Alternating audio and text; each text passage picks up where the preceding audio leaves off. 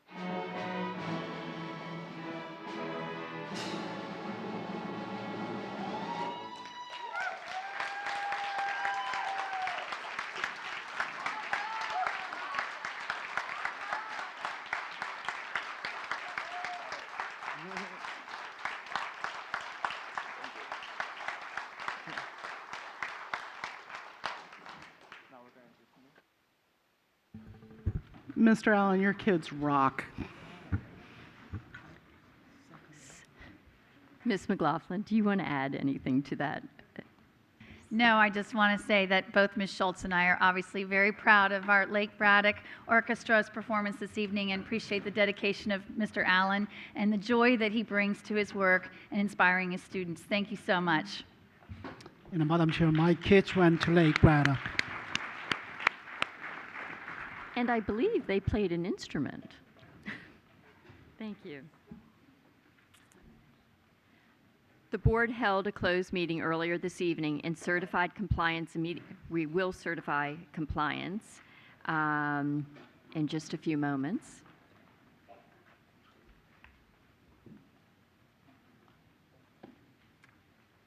In order to comply with Section 2.2 3712D of the Code of Virginia, it is necessary for the board to certify that since the Fairfax County School Board convened a closed meeting on October 24, 2019, and to the best of each member's knowledge, only public business matters lawfully exempted from open meeting requirements and only such public business matters as were identified in the motion convening the closed meeting were heard, discussed, or considered by the board during the closed meeting. Do I have a motion? Motion made by Mr. Moon and seconded by Mr. McElveen. All those in favor? I have Ms. Schultz, Ms. Palchik, Mr. McElveen, Ms. Derenak Koufax, Mr. Moon, Ms. Keys-Gamarra, Ms. McLaughlin, Mr. Wilson, Ms. Evans, Ms. Corbett-Sanders. Those opposed? Those abstaining? Ms. Hines. That motion carries. A few other announcements before we begin tonight's meeting. Ms. Strauss is absent this evening. Item 6.07 has been removed from tonight's agenda and will be added to a future agenda. If you would like to review a copy of the agenda and any agenda item that is being discussed tonight, that information is on the table by the auditorium entrance. Tonight's agenda is available by going to School Board on the FCPS homepage and selecting Board Docs under Upcoming School Board Meetings. The meeting is also being streamed live online. Select School Board from the full menu, then click on the Watch Live button on the School Board Meetings webpage. Please turn off or silence your cell phones. I now call on Ms. Boateng for an announcement. National Red Ribbon Week was established in memory of Enrique Camarena, a U.S. Drug Enforcement Administration agent who was killed in the line of duty while investigating a major drug cartel in Mexico. To honor his battle against illegal drugs, friends and neighbors began to wear red badges of satin, and some parents began to form coalitions. National Red Ribbon Week grew from these grassroots efforts to form a national movement against the use of illegal drugs. Its annual campaign encourages students to take a visible stand against substance abuse and make a personal commitment to follow a drug-free lifestyle. The 2019 Red Ribbon theme is Send a Message, Stay Drug-Free, which is a call to action to speak out in support of healthy choices. The theme is also a reminder that by staying drug-free, you are sending a message to yourself and others about how much you value yourself, your community, and your future. Native American Heritage Month started in 1915 as American Indian Day by the Boy Scouts of America. Over the years, individual states recognized National American Days, but it wasn't until 1990 that President George H.W. Bush designated November as National American Indian Heritage Month. Since 1994, a presidential proclamation has proclaimed the month to be National American Heritage Month in honor of the significant contributions made by the first Americans to the establishment and growth of the U.S. Thank you. I now call on Ms. Hines for a recognition of the National Career Development Month. Thank you, Madam Chair. It's a real pleasure to honor and recognize these people who work hard every day to support our students as they head off to college and career. November 2019 is National Career Development Month. Career Center specialists, school counselors, career experience specialists, employment and transition representatives, and career and transition teachers play unique roles in career development for students. With a focus on readiness for post-secondary education and careers, these educators are employed to help students explore and develop their abilities, interests, strengths, and talents as they relate to further education and entry into the workforce. These educators collaborate with parents to enhance academic and career planning for students. Together with all teachers in pre-K to 12, these educators help students investigate skills, qualities, and academic opportunities that relate to career fields, encourage lifelong learning, and promote future readiness. Students explore careers and other post-secondary options through classroom instruction, the academic and career plan, academic advising, work-based learning, and related activities. Through career awareness activities, exploration, and development, students learn the skills and training necessary to be successful in future careers and achieve gainful employment and personal fulfillment.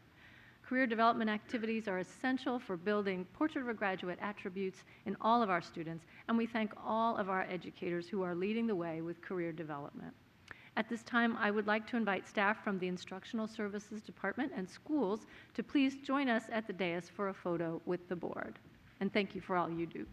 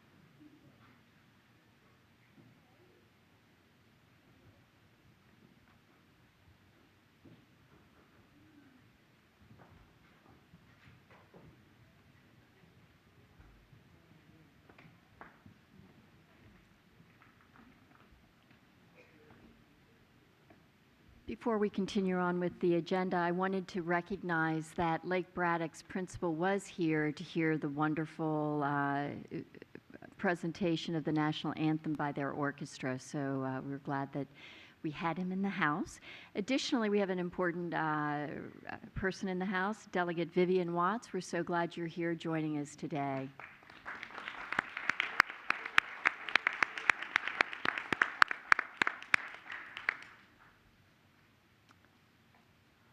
I now call on Ms. Evans for a resolution. Thank you, Madam Chair. It is my distinct honor and privilege to offer this recognition in honor of Falls Church High School's 75th anniversary. Whereas Falls Church High School is proudly celebrating its 75th anniversary with a reputation for providing students with an excellent academic foundation so that they may embark on their futures fully prepared with critical thinking skills, global and environmental awareness, ethics, a sense of citizenship, and problem-solving skills. And whereas Falls Church High School's faculty and staff are committed to ensuring learning for all students, maintaining high expectations, and relentlessly responding when students need additional support. And whereas thousands of students have proudly passed through Falls Church High School's doors and benefited from a comprehensive education as a result of the tireless efforts of dedicated teachers and staff in a collaborative, nurturing environment that cultivates and celebrates academic success while fostering mutual respect, a joy of learning, a sense of family, and pride in its community. And whereas the school has continued to provide the best educational tools and learning opportunities for its students by offering programs that meet the needs of its diverse student body and the demands of a 21st century world, including being the home of a Governor's Health Sciences Academy and the first Vietnamese language courses to be offered in any Virginia public school.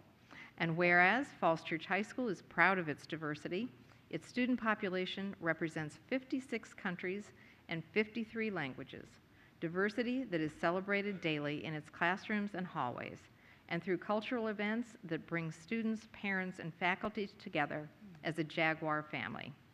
Therefore, be it resolved that the Fairfax County School Board honors Falls Church High School on the occasion of its 75th anniversary and celebrates its history of providing educational excellence and enrichment opportunities to its students and community. I so move. Is there a second? Seconded by Ms. Palchik. Ms. Evans, would you like to speak to your resolution? Just briefly, Madam Chair, you know, it's really a pleasure to honor this wonderful high school. Every time I go to Falls Church High School, it is just filled with such energy and students who are so engaged and so active and kind. It's just a pleasure. So I want to congratulate everyone who's here tonight helping us celebrate. So thank you for being with us, and I look forward to a lot more success and a lot more in the years to come of your terrific excellence in education. Thank you so much. Thank you, Ms. Evans. Ms. Palchik, would you like to speak to your second? Yes, I would be thrilled to, honored. I'm so glad you have such a wonderful turnout today from Falls Church. I just have to say, following on what Ms. Evans said, and I think we split it almost 50-50%, Falls Church High School. There's not a day that I've gone in to visit the school that I haven't felt the warmth, the excitement, the kindness, the community spirit, and the excellence and academic achievement that is Falls Church High School. From Principal Novak to his predecessors and his whole team. Most of them are here tonight. Thank you. We call it the hidden gem. I don't think it's going to be hidden for very long. So take advantage of it. I know we're looking forward to many, many future years. And I couldn't be more honored and thrilled to recognize you and the incredible work that is done by you and the entire community. And is this, I'm sorry. Ms. Schultz? Yeah, just briefly, not in my district, not close to my district, but actually I spend a fair amount of time at Falls Church High School, having had 4 boys in sports and particularly in football. And I just want to particularly highlight, I know a lot of times it's the educators or the administrators who get the recognition, but I want to recognize the custodial staff. Because I'm always there in the evenings or on the weekends with various programs, and the school is just immaculate. I know that it's an older school and it's slated for renovation, but I don't think quite often enough we recognize the heavy community use that our buildings get, and because of its proximity, kind of centrally located, there is a ton of community use, and I'm always pleased as a board member to be there as a community member and see the great condition that it's kept in, even ahead of its renovation. And at this time, I would invite Principal Ben Nowak, staff members, parents, members of the Falls Church High School community, and anyone else who would like to honor Falls Church to please come up to get a photo with the board.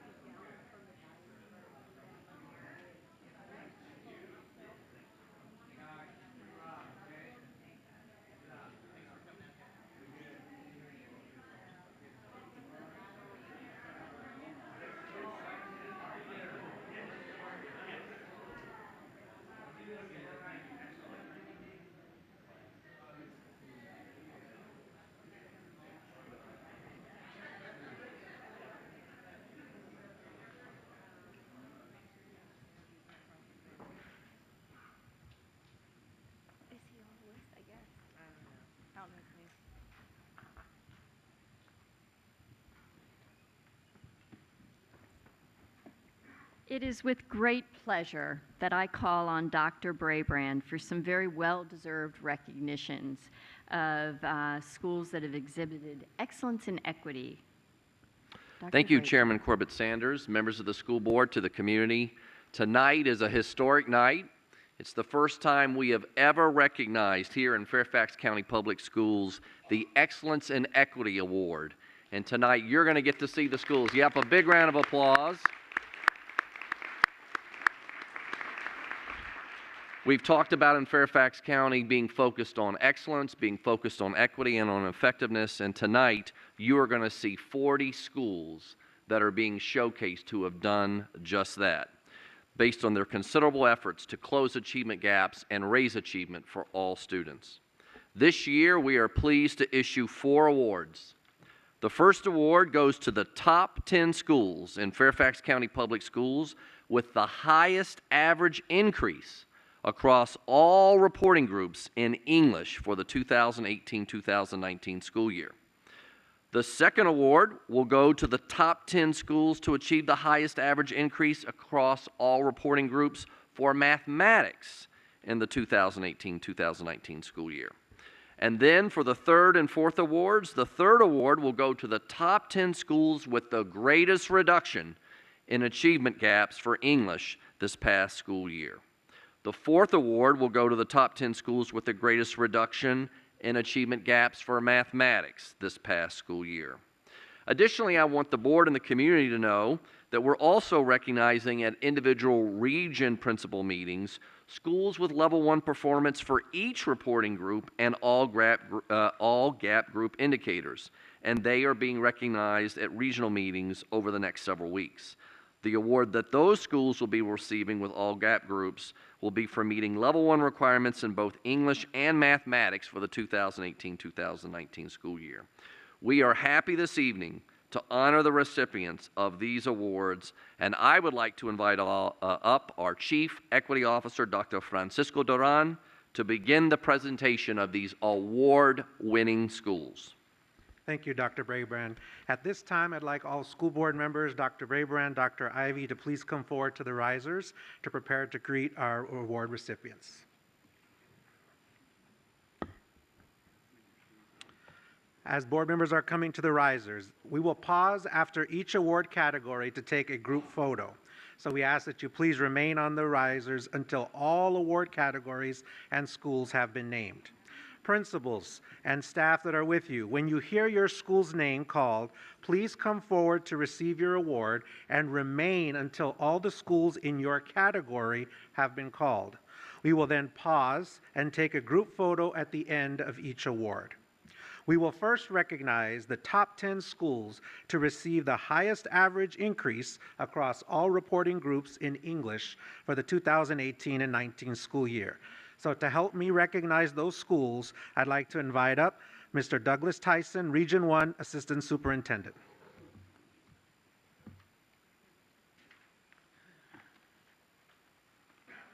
I have the honor of recognizing the top 10 schools to achieve the highest average increase across all reporting groups in English for the 2018-2019 school year. Aldrin Elementary School, Barbara Gist, Assistant Principal, Rachel Charlton, Assistant Principal, Leslie Aschenbach, Principals AA. Come on down. Armstrong Elementary School.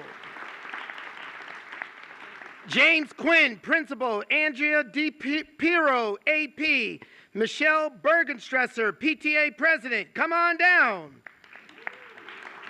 Crestwood Elementary School, Marguerite Saita, Principal, and Colette Dela Cruz, Assistant Principal. Come on down. Fort Hunt Elementary School, Larry Jones, an Interim Principal, Katie Plunkett, AP, Lonnie Morris, Teacher. Come on down. Garfield Elementary School, Christine Slattery, Principal. Come on down. Christine, come on down. You're by yourself. Greenbrier West Elementary School, Patty Granada. Come on down, Patty.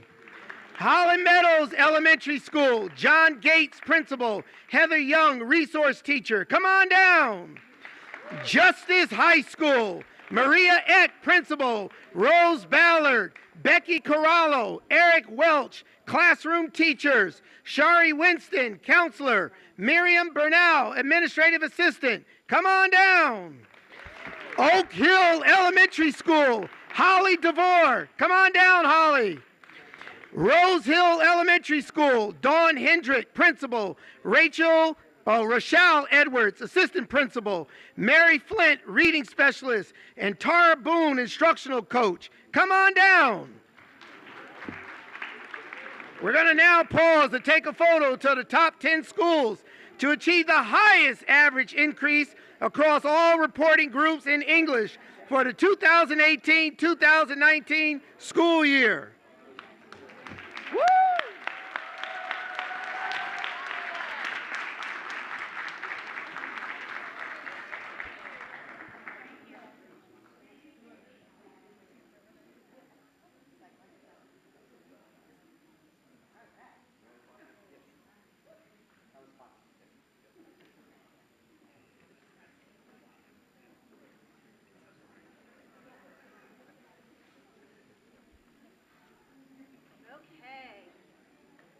we could angle our bodies that way and scooch in. Perfect. Can we slide? Yeah. Maybe switch places. So. There you go. Awesome. I can't see you. There we go. Perfect. Okay. Awesome. Okay, everybody looks so great. Holding up your awards. There we go. Nice big smiles. We're going to take 3 tonight. Looking right here. 1. Again. 2. Nice big smiles for 3. Perfect.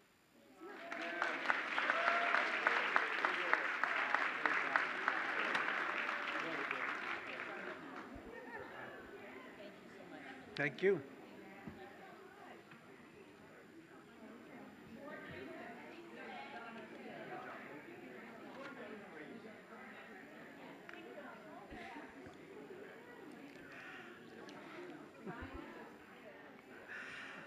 All right, Mr. Tyson, thank you. That's a tough act to follow for your colleagues, calling names. But at this time, I'd like to call up Dr. Nardis King, who will be helping us recognize the top 10 schools to achieve the highest average increase in all reporting groups for mathematics. And just like the last award, principals and staff, when you hear your name called, please come up and remain till everyone has been called so we can take a group photo. Can you please come around this side over here where Dr. Ivy is raising her hand to enter this way? All right, so Dr. Nardis King, Assistant Superintendent, Region 3. Come. I was going to say come on down, but I'll just say come on up. The Price is Right is over, so when I call your school name, just come on down, okay? I have the great honor of recognizing the top 10 schools to achieve the highest average increase across all reporting groups in mathematics for the 2018-19 school year. Armstrong Elementary School, James Quinn, Principal, Andrea DePiro, AP, Michelle Bergstresser, PTA President.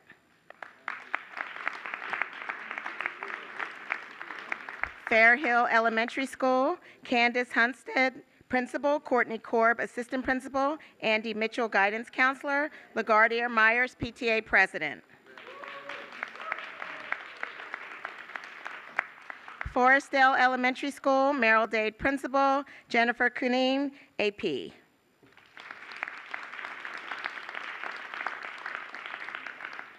Fort Belvoir Primary Elementary School, Margot Diaz Pereira, Principal, Jen Farrett, AP, Christy Yarn, AP, Kristen Emery, Instructional Coach, and Megan Shiflett, Instructional Coach. Greenbrier West Elementary School, Patty Granada.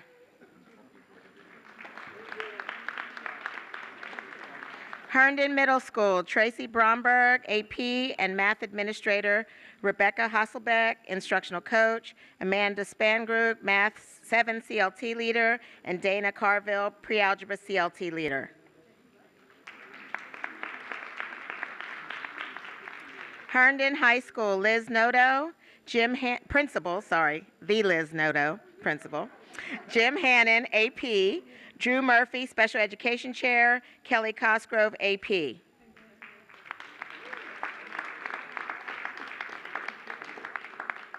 have Irving Middle School, Cindy Conley. Mount Eagle Elementary School, Jean Consola, Principal.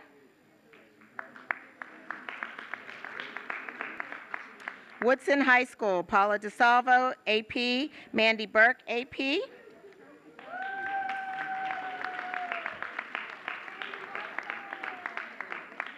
We will now pause and take a photo for the top 10 schools to achieve the highest average increase across all reporting groups in mathematics for the 2018-19 school year.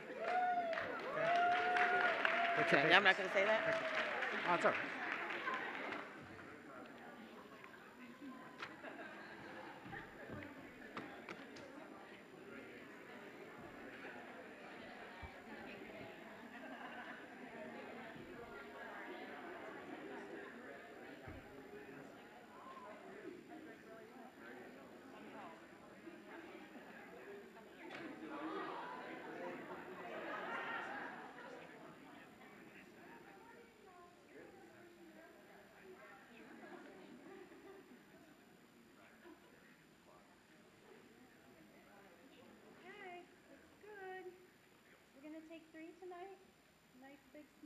looking right here, and 1, 2, and 3.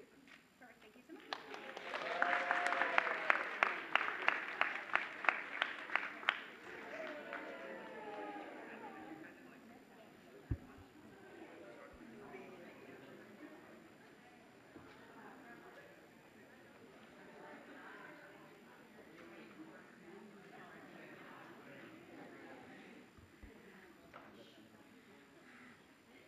And now to recognize the top 10 performance for the greatest reduction.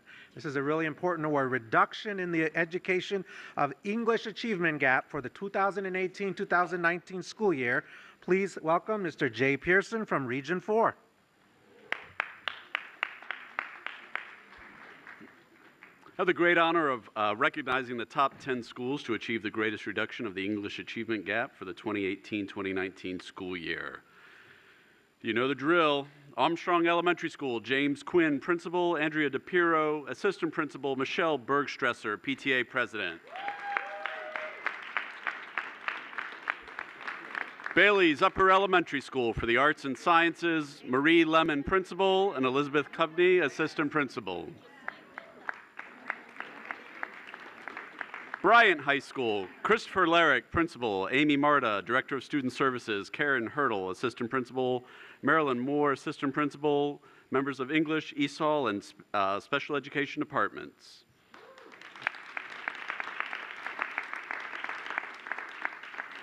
Bucknell Elementary School, LaRonda Peterson, Principal. Crestwood Elementary School, Marguerite Sayada, Principal, Katie Plumke, Assistant Principal.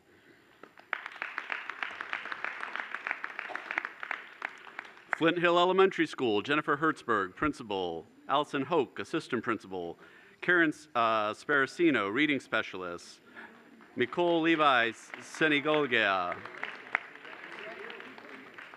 Susan Anderson Muse,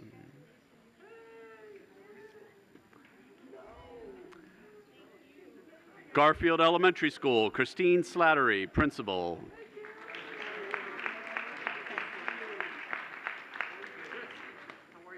Greenbrier West Elementary School, Patty Granata.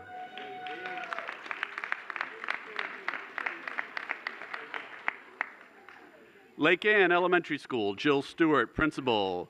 Ji-Hoon Shin, Assistant Principal. Michelle Taylor, Reading Teacher. Kim Seck, Instructional Coach. Oak Hill Elementary School, Holly DeVore. We'll now pause to take a photo for the top 10 schools to achieve the greatest reduction of the English achievement gap for the 2018-2019 school year.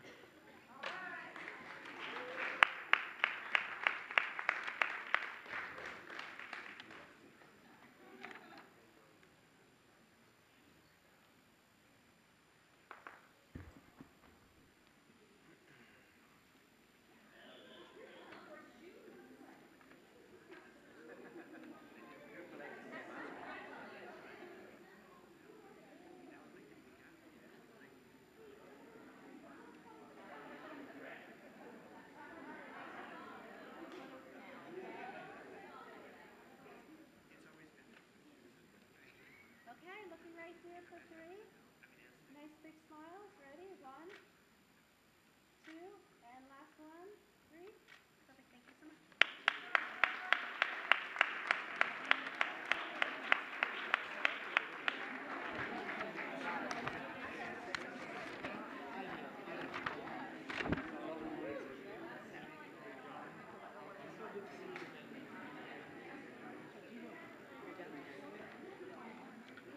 Our last award to recognize the top 10 performance for the greatest reduction in mathematics achievement gap for the 2018-2019 school year. Please welcome Region 5 Assistant Superintendent Ms. Becky Boehning. I have the great honor of recognizing the top 10 schools to achieve the greatest reduction of the mathematics achievement gap for the 2018-19 school year. Centerville Elementary School Principal Josh Dowds and Assistant Principal Rachel Forte.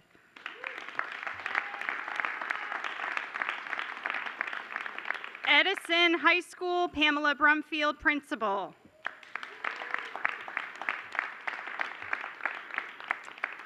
Fairhill Elementary School, Candace Hunstead, Principal, Courtney Korb, Assistant Principal, Andy Mitchell, Guidance Counselor, LaGuardia Myers, PTA President.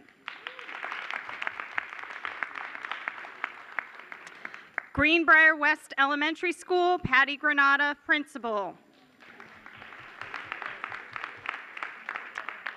Hunters Woods Elementary School, Emily Cope, Principal, Ipsa Stringer, AP, Sean McCartney, AP, Tara Murphy, Math Resource Teacher. Marshall High School, Jeff Litz, Principal.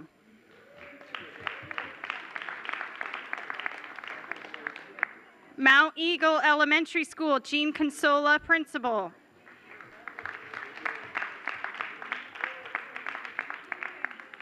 Orange Hunt Elementary School, Principal Karen Tuttle, Kate Austin, Assistant Principal, and Megan Temple Milner, Assistant Principal.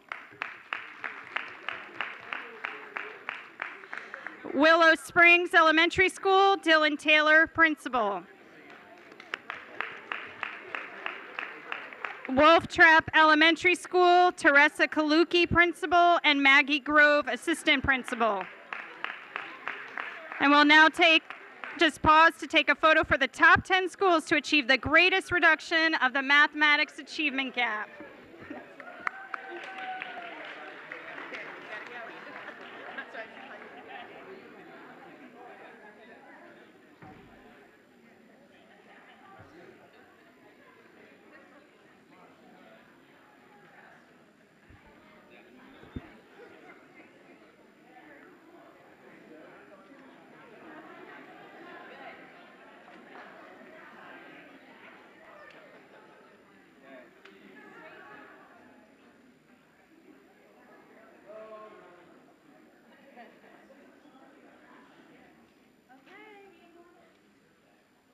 Looking right here, we're going to take 3. Nice big smile.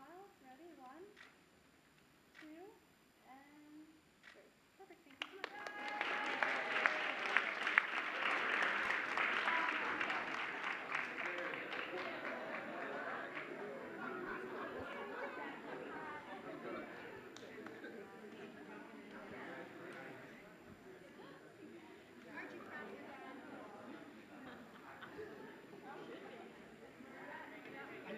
No, one more, just a closing statement.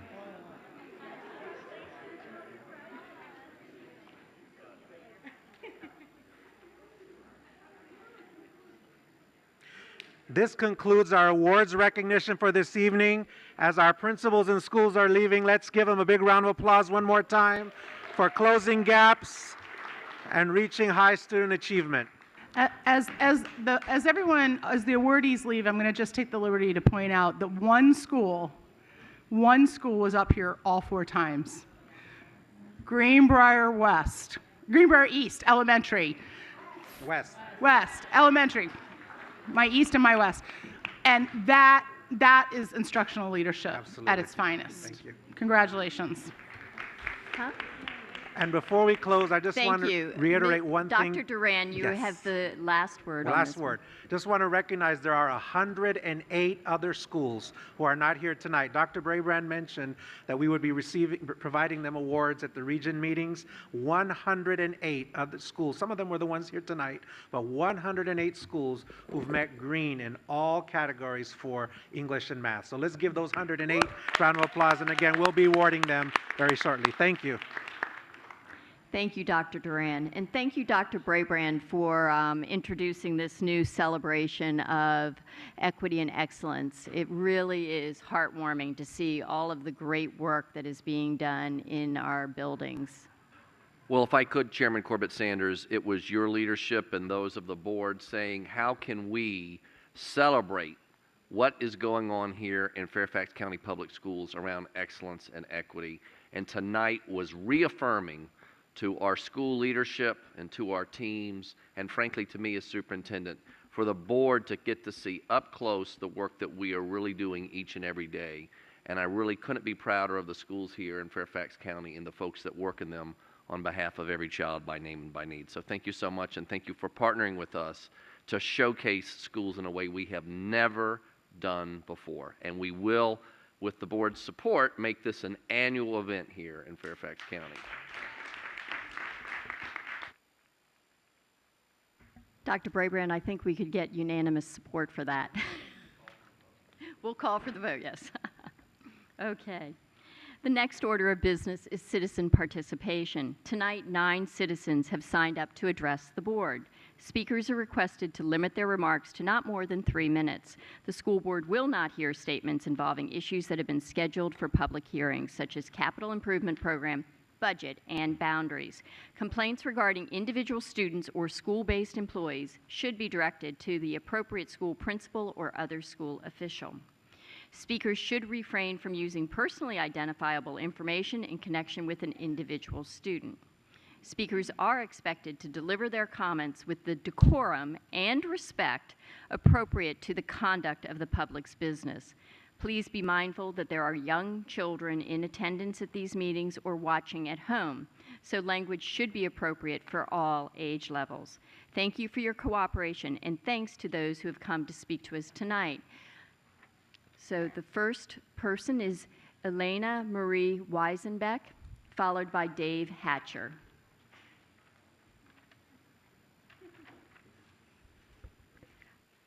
Good evening. My name is Elena Marie Weisenbeck, and I'm a senior at Oakton High School.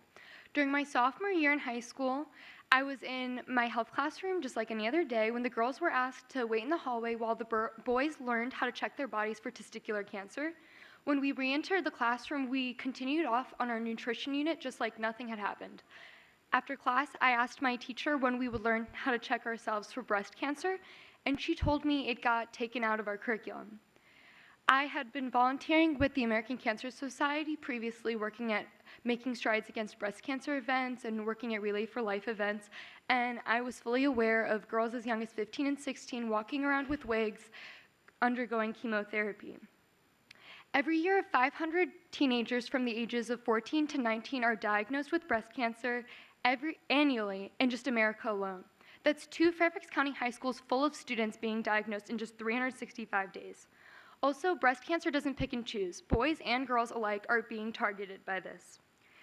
A lot of people think that doctors can handle this, but the truth is women won't start receiving mammograms until they near the age of menopause. And boys, they don't even sometimes know that they can get breast cancer. I conducted a poll out of my classmates. We were the first generation at Oakton High School to not learn about it, and I found 25% thought that males couldn't get breast cancer.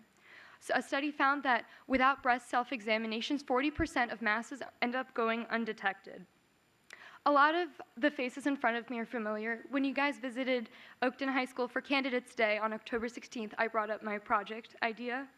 And everyone told me to come and speak about this issue. I found that after Fairfax County got rid of this teaching, several counties around Virginia followed suit. And I'm here tonight to ask you to please reinstate this teaching. It's free, it's probably 5 minutes, and it's a life lesson that can have the potential to save lives. Thank you. Thank you. Dave Hatcher, followed by Norm Hall. Good evening. Dave Hatcher. I'm a Providence resident for last 35 years. My two kids graduated from Falls Church High School. I've spoken here before Dr. Brabrand arrived here. So I want to begin tonight by Jeb Stewart and his high school got justice. Kind of a bad joke. But instead of spending relatively small amounts of taxpayers' money on changing schools' names, why don't you guys really think about going for the whole enchilada and push the Board of Supervisors to change the name of Fairfax County? Don't we all want to distance ourselves from one of Virginia's worst slave keepers, the 6th Lord Fairfax of Cameron, who lived in the early 1700s? History lesson. Land agent for him was Robert King Carter, who owned 300,000 acres in Truro Parish, this area now, and owned 1,000 slaves. The earliest recorded history of slave keeping in Virginia in Hampshire County, which is now in West Virginia, was on the estate of the same Lord Fairfax, who owned 150 slaves. So to be totally politically correct, if Lord Fairfax owned slaves, shouldn't we then rename this county? Think about it. Rumor has it now that you're thinking about changing the name of Robert E. Lee High School. Maybe Fairfax High School would be a better alternative. The next crazy expense to be borne by us taxpayers, when over 800 trailers, 800 on school property all over the county, a couple of them right back here behind this building, and 22,000 students are putting up with learning needs and classroom comforts that are substandard because we've got to change names. Here's an idea for a new name. Maybe the next high school should be Social Justice High School, or better yet, Injustice. Hooray for injustice. Where does it stop, Madam Chairperson? Where does it stop, all you board members? When will all of you be satisfied revising history? Here's the words from George Orwell in 1984. Every record has been destroyed or falsified, every book rewritten, every picture repainted, every statue and street building renamed, every date altered, and the process is continuing day by day. History has stopped. Nothing exists except an endless present in which the party is always right. So if your premise is that money should be no object, and I've heard that before expressed by you people, money is no object, no expense should be spared to do the right thing, the noble thing, eliminating slavery, vestiges of slavery, then you have no choice but to petition the Board of Supervisors to change the name. We appreciate you, Mr. Hatcher. Thank you very much. Shame on you. Shame on all of you. Norm Hall, followed by Kimberly Adams.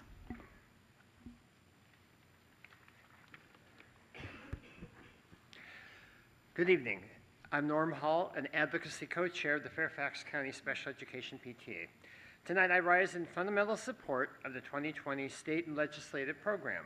By this, I mean to support 6 of the 7 items in Part S of the state program concerning special education. I cannot say that we support item 5, which places the burden of proof during due process hearings to the party bringing the action. It's important that the legislative program provides strong emphasis on student health and wellness, Part Y.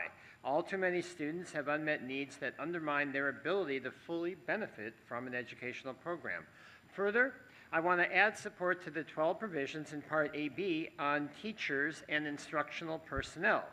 Given the persistence of the achievement gap for students with disabilities as revealed in the 2019 SOL test results, it is clear that all stakeholders involved with working with students with disabilities make sure that staff recruiting, retention, training, workloads, and determination of accommodations receive the thorough attention needed to make progress.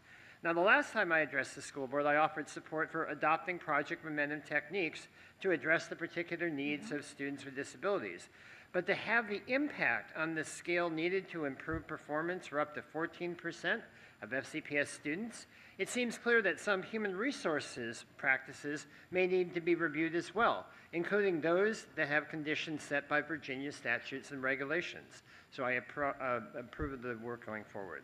So I close by offering SEPTA as a source of stakeholders for statements in support of legislative or regulatory change. We are determined to be partners in making the best improvements possible in conjunction with the school board, the superintendent, central office administrators, and of course our allies who are members of and represented by the teachers' unions. Thank you very much. Thank you, Mr. Hall. Ms. Adams, followed by Amanda Campbell. Looks like I'll need my own timer. Good evening, Chairman Corbett Sanders, school board members, and Dr. Brabrand. My name is Kimberly Adams, and I'm speaking as the president of the Fairfax Education Association, a union representing employees from nearly all job categories in FCPS. Your state and federal legislative program captures so many facets of our system and encourages legislative support for the many priorities of this board. But as we look at the agenda, it is important to note that many of these items would not be possible without your premier workforce. We can all agree that having a positive work environment positively benefits everyone. The FEA and this school board have been in agreement for years that our students' learning conditions are our teachers' working conditions. All employees in FCPS, regardless of the job they perform, are an important part of the success of your system. All employees deserve to be treated with respect and a level of autonomy to do the job for which they were hired while following established policies and regulations. This is not new. However, the number of new programs, initiatives, and requirements has grown, and there's not enough time nor adequate staff to fulfill all the requirements. We hear from our members daily that they are fearful to speak up to their administration, to let them truly know that they can't meet the expectations, not due to lack of motivation, but simply limited hours in the day. They're afraid of being called not a team player or not a good fit in their school. We hear supervisors are not exhibiting positive management skills that we expect of management. We hear that supplies needed to complete tasks are not adequate, maintenance concerns are growing, and safety of employees is a question.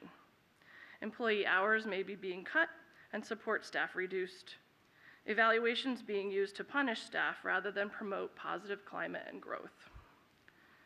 These are strong employees who have done so much for so long, but they're reaching out to their union for help. People who say, I love my job, I love my students, I love my school, my department, but I can't take this workload and the disrespect. Enough is enough. This is not the caring culture that we are striving for, and this lack of positive workplace culture must be addressed immediately. We believe that the convergence of too many best practices and not enough time is what's causing our teachers to not necessarily be able to serve all students by name and by need. We cannot say that our buildings are being adequately maintained. We cannot say that our bus fleet is even top-notch. We cannot say that our system is still world-class. The Teacher Advisory Council for the Superintendent has said that workload is the main concern, outweighing far all other issues. It's time maybe that we don't just focus on class size, but what we as a system can do to find ways to unburden our frontline workforce, to allow them time to accomplish their core responsibilities. FEA has spent many years helping FCPS see the value of their positive workplace culture, bringing working surveys to the district. We hope that you will work to take real steps to address the caring culture, promote a positive workplace culture, and together we will help you maintain your employees of a world-class system. Amanda Campbell, followed by Golzer Allen.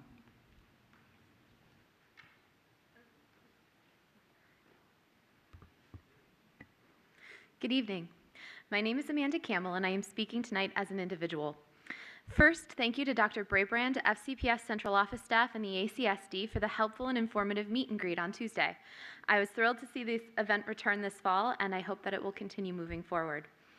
As has been a theme in my previous testimonies regarding the strategic plan, each report that comes out reinforces the need for disaggregated data. The cornerstone of this entire portion of the strategic plan is in the first two metrics, the percent of students and staff who report feeling respected. And yet neither of these metrics is disaggregated by subgroup. I understand that the student data comes from the Virginia State Climate Survey, so disaggregation may not be available to FCPS for surveys that have already happened. I encourage FCPS to work with the state to include the ability to disaggregate in the future, though, for reasons that I will explain in a moment. FCPS does, however, have more direct control over the employee engagement survey. FCPS needs to work with those administering this year's survey to include questions that will allow for disaggregation at the very least by job title, for example, general education teachers, special education teachers, specialists, etc. It would be helpful if it could additionally include disaggregation by elementary, middle school, high school, as long as that doesn't become too identifying. I spoke with Dr. Brabrand about this on Tuesday, and he was very receptive, but I wanted to mention it to the board as a whole as well.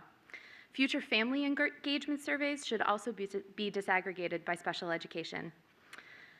The need for this disaggregation is made clear by the third objective, the number of disruptive behavior incidents. This metric is disaggregated by subgroup, and it makes clear that students with disabilities are the subgroup that faces the most disruptive behavior referrals in the county. The list of actions taken in 2018-2019 doesn't address what I think is the most important connection, the connection between a child feeling respected and a child acting out. As a parent, I have no hesitation in saying this connection is a critical key to effectively lessening disruptive behavior incidents. For example, I can't tell you how many times I've brought my daughter, who has complex communication needs, to the doctor's office and had her screaming throughout the appointment and physically reacting to being examined. As she has learned to navigate her communication device, she's been able to tell me that she wants doctors to talk to her, not at her or about her. She wants them to ask her permission, not just mine, to touch or examine her. She wants to understand what is going on. These are all entirely age-appropriate desires that can be easily overlooked as just her misbehaving. And yet, now that she has made those requests and I and her medical team respect them, she doesn't scream in the appointments anymore. Respecting her rights and presuming her competence was key to reducing the perceived misbehavior. I could go on and on with anecdotal examples, but this idea is well supported in parenting theory and research as well. These connections cannot be explored without access to the necessary data. Given the recent discipline study also did not explore students with disabilities as initially intended, it's even more critical now for FCPS to do whatever possible to ensure it in the future. Thank you. Thank you, Ms. Campbell. Gulzar Allen, followed by Nat Subramanian. And I apologize, I mispronounced your name, Nate. Nat. Sorry. Good evening. My name is Gulzar Allen, retired FCPS teacher and member of my union FCFT. We become teachers because we love the profession and are very passionate about it. But too many of us face bullying from administration that leads us to find the nearest exit to quit or retire. This is my experience and the experience of my colleagues. My administration did not respect me or my professionalism, and many people feel this way in FCPS.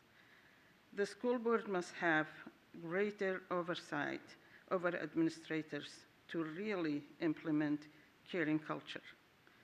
Here are just a few examples of bullying that pushed me to retire early from FCPS.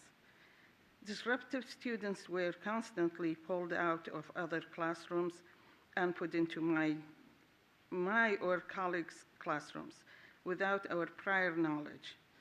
When we attempt to enforce standard classroom rules, if those students complain to the office about our enforcement, the administration constantly took their side and disciplined us.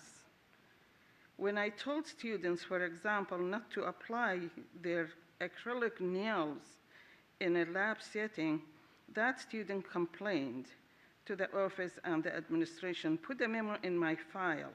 Another time, a student was chatting across the room, disrupting the class for everyone.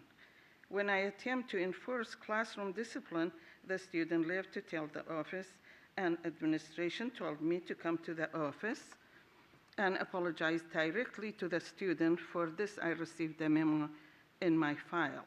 In another example, teachers tried to prevent students from placing backpacks in the aisles in a lab setting because it was a safety hazard. Administration did not support us taking this step, and students ignored us as a result. When a teacher was seriously injured tripping over a backpack, I saw someone pushed all the backpacks under the table before taking a photo to document the incident. I wanted to leave my school because of this abusive environment. However, an administrator put memos in my personal file to block me from going to other schools. When I renewed my teacher license a few years ago, I was called into a meeting where an administrator said to my face that I was not a good teacher for the 21st century. So Thank you, Ms. Allen. And You're have very you welcome. given your comments to the clerk, because she will share them with the whole Absolutely. board? I can. He will take care of it. Excellent. Thank you so much for listening. Thank you. Nat Subramanian. All right. Hello, school board. My name is Nat Subramanian. I'm speaking today on behalf of Tina Williams, the president of the Fairfax County Federation of Teachers. She sends her apologies that she couldn't attend tonight. This is her statement. I'm speaking today because we must do everything possible to end bullying in any form in our Fairfax County Public Schools. I want to commend the school board and the school district for declaring October as Anti-Bullying Month in our schools. Solving problems starts with recognizing that they exist, and this month's focus on bullying and how to stop it is a great step in the right direction. Teachers have always been on the front lines and confront the problem every day in our classrooms, hallways, and lunchrooms, and in conversations with the students that confide in them. Our union, FCFT, is part of the National American Federation of Teachers. The AFT has been a leader in combating bullying. But even as professional educators and staff are correctly calling attention to the problem of student bullying, we should also remind ourselves that bullying takes many forms. Sometimes those educators who are helping to protect students become the targets of bullying, workplace bullying. Our members believe all employees have a right to be treated with dignity and respect, and to work in a safe environment, free of behavior that harms, intimidates, offends, degrades, or humiliates them.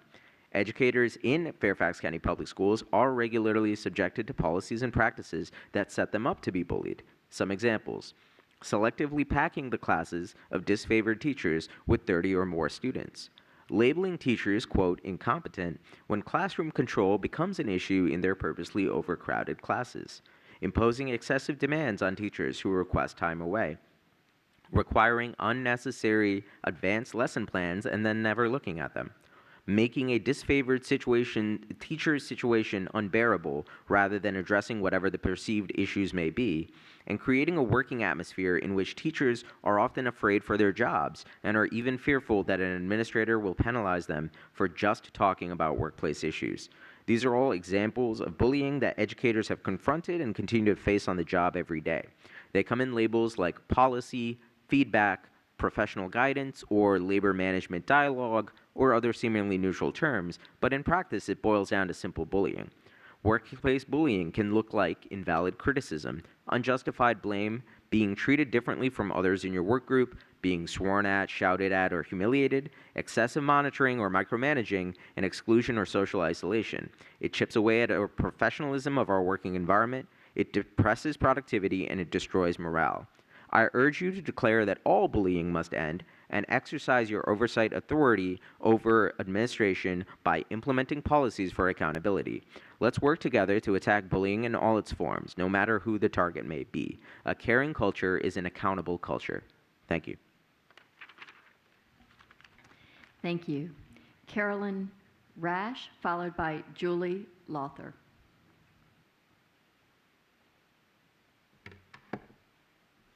As you are already aware, October is Anti-Bullying Month.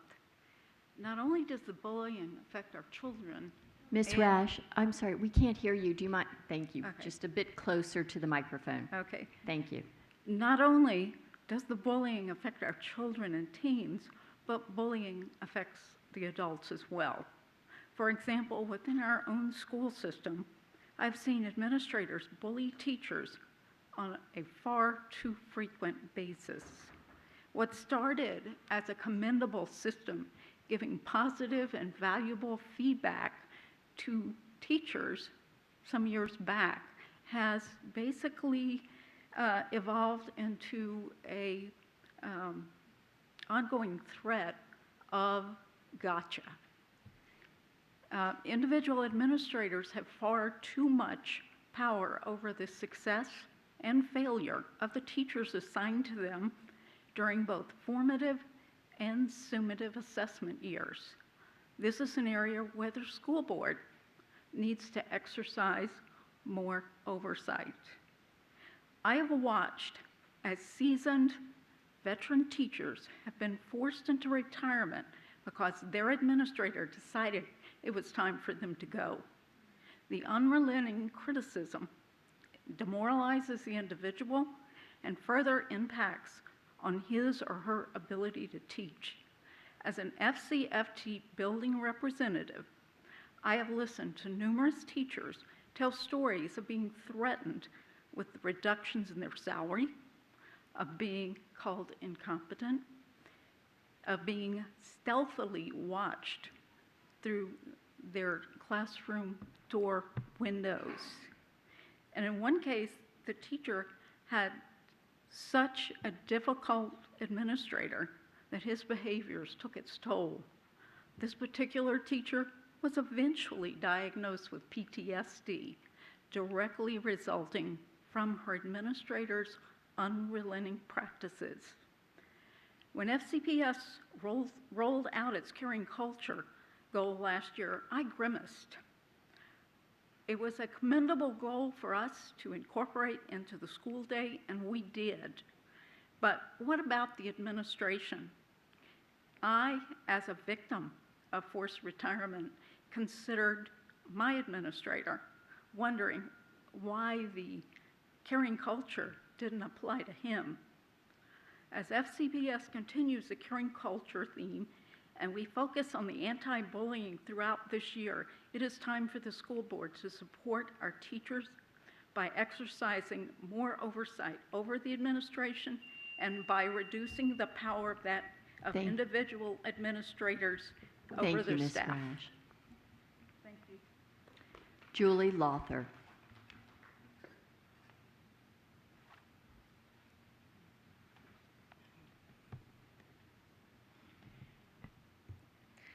Good evening. My name is Julia Lawther. I'm an FCF team member, a science educator, and a building representative at Fairfax High School. One of our FCFT retired members prepared the following statement. She could not be here tonight, and so I am reading it on her behalf. These issues are representative of the massive power that administrators have over their staff and failures to meet goal 2 of a caring culture. Current practices in the schools across FCPS have resulted in teachers leaving in droves.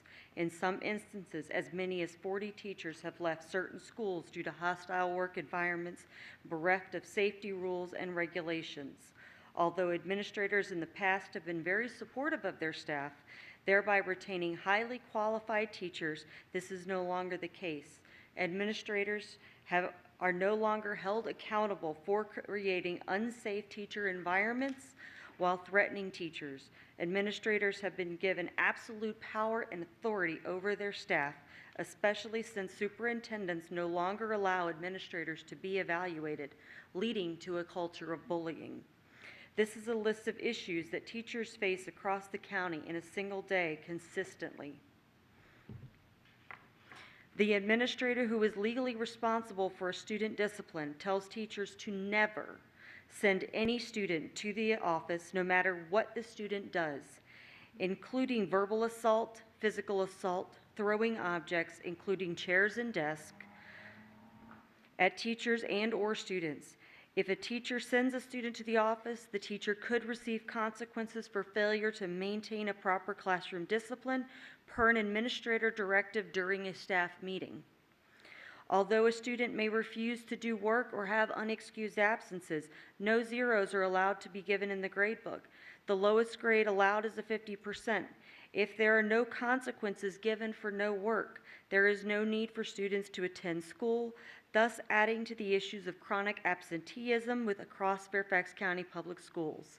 The administrator gave this directive to the faculty during a staff meeting, and to not comply with administrative directives may result in insubordination and possible issues of teacher evaluations. Administrators place students with intellectual disabilities in classes with students with LD, ED, OHI, and autism. Our teachers do not have the proper background to teach science or math to such mixed classes with these various disabilities. However, the administration decides that these students will take whatever subject together, and teachers are directed that students are expected to earn C's or better. Otherwise, teachers could be punished for insubordination on their evaluations or receive letters of reprimand. Thank you. We now go to student representative matters. I call on Ms. Boateng. Good afternoon, everyone. Well, it's the evening, I guess, now. Yeah, good evening, everyone.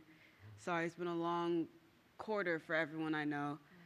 So I just wanted to thank everyone, like I do every week, for coming out and speaking on everything that's important to you, especially the student that came out to speak. Elena, good job today. You did wonderful. And so I'm just going to go on and talk about everything that I want to talk about today. So yesterday I went to my second SAC meeting, and I love going to those because I get to see so much leadership throughout the county. And it's always wonderful seeing different types of student leadership out like all the upper education from the high schools and the secondary schools. So it's always wonderful going to there. And also, since you meet a bunch of wonderful students, you hear a bunch of things that I never knew about. So I always love going to those. And this past Friday, I went to visit Justice's SGA. And I heard a bunch of wonderful things from them. It was wonderful. I intend to meet with other SGAs throughout the year, and this was my first one. And I heard a bunch of different things. And I think probably I won't even say like the funniest, the one that stuck out to me the most. And I told them anything goes, they can tell me whatever. And the first thing that they told me is that there was a group of boys, and they looked at me, they go, "Hey Kim, this is kind of weird, and I'm not sure if this is like, you could like even talk about this, but do you know that in the boys' bathroom, the urinals don't have boundaries?" And I was like, "No, I didn't know that." And I was looking around the whole room, and I was like, "Is this true?" And they're like, "Yeah." And I was like, "So how close are they together?" And they're like, pretty close. And I was like, that's kind of, you see, I'm a girl, so of course I wouldn't know that. And so I go back to my school, and I asked the boys that question too. And they're like, "Mm-mm." And I was like, I thought that was kind of like crazy. And I know that Justice and Lee were one of the older schools. So there's certain things that I'm sure haven't been caught up to us. But I just thought that was kind of like, you could tell that was something that they've been thinking about, because that was the first thing I heard about. So even though I don't know what I would be able to do about it, I thought it was a real big issue for the boys there. So I thought it would be good for make sure I do good on my promise to make sure that it's known, because I had no idea. So you see, things like this I don't know about. So it's always wonderful for me to go out and visit and hear these type of things, because honestly, if I didn't even know about my own school. Like Lee, I didn't know that was a thing at Lee until I went back and asked them, and they're like, "We don't got those either." And I was like, wow, that was kind of crazy for me. So things like that, I want to hear from more students, because without that little journey, without me going like, yeah, because they were kind of shy to speak to me, and I was like, no, it's just me, just talk to me. So they told me that, and I was like, yeah, these type of things, I want to hear from them, because I wouldn't have known them, I wouldn't be able to talk about them right now. Like, that was a pretty weird thing to sit up here and talk about urinals on like the dais, but yeah, I want to hear about them. Like I went to my first work session, I think it was last Monday, and it was a really good experience. And we had 2 other students there, and I thought it was a very productive meeting. You know, one of the things that also kind of gets me is every single time I speak about something, I always look around. I'm like, I'm always super happy to see other students. That's why I was super happy to see a speaker today every single time. And I love not being the only student, because a lot of things, of course I'm the student rep, that's my role, but I don't want to be the only rep in a sense. Like, of course I'm the person who's sitting up here, I'm speaking, but I want other students to also do that.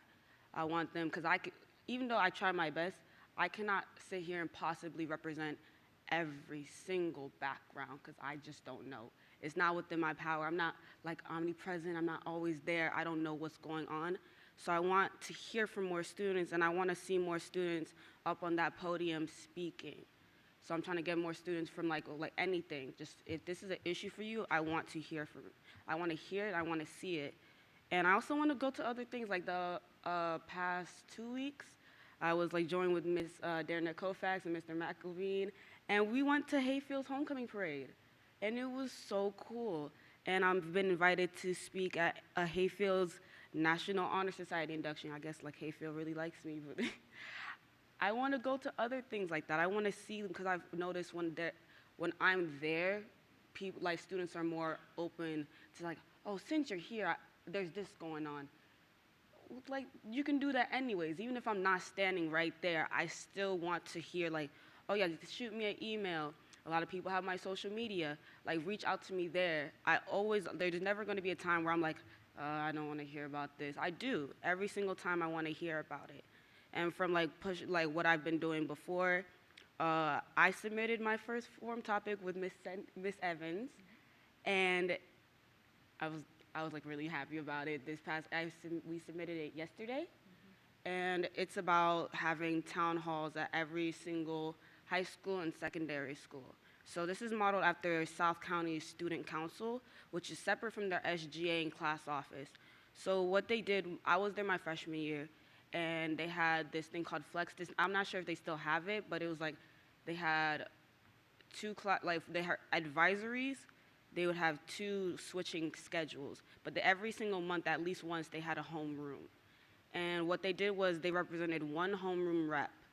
And every single time that it was that homeroom, which was probably like once a month, they'd send the homeroom representative to the cafeteria, and they'd hold like the student council. And what would happen was there's about 5 students who were like on the board who would just run the meetings, and they'd have students who were there to this is a general issue in the school, how can we fix it? And I thought that was really valuable because there was often at least one admin in the room. So it wasn't kind of because without the admin, it's kind of just a gossip circle. But with the admin there, it's kind of like they're putting action to what they're doing. And I thought that was wonderful. And every single time they'd start off a meeting and they'd talk about what they have done to address these issues or what is being done to address these issues. So it's kind of like this is active and this is what they're going to be doing.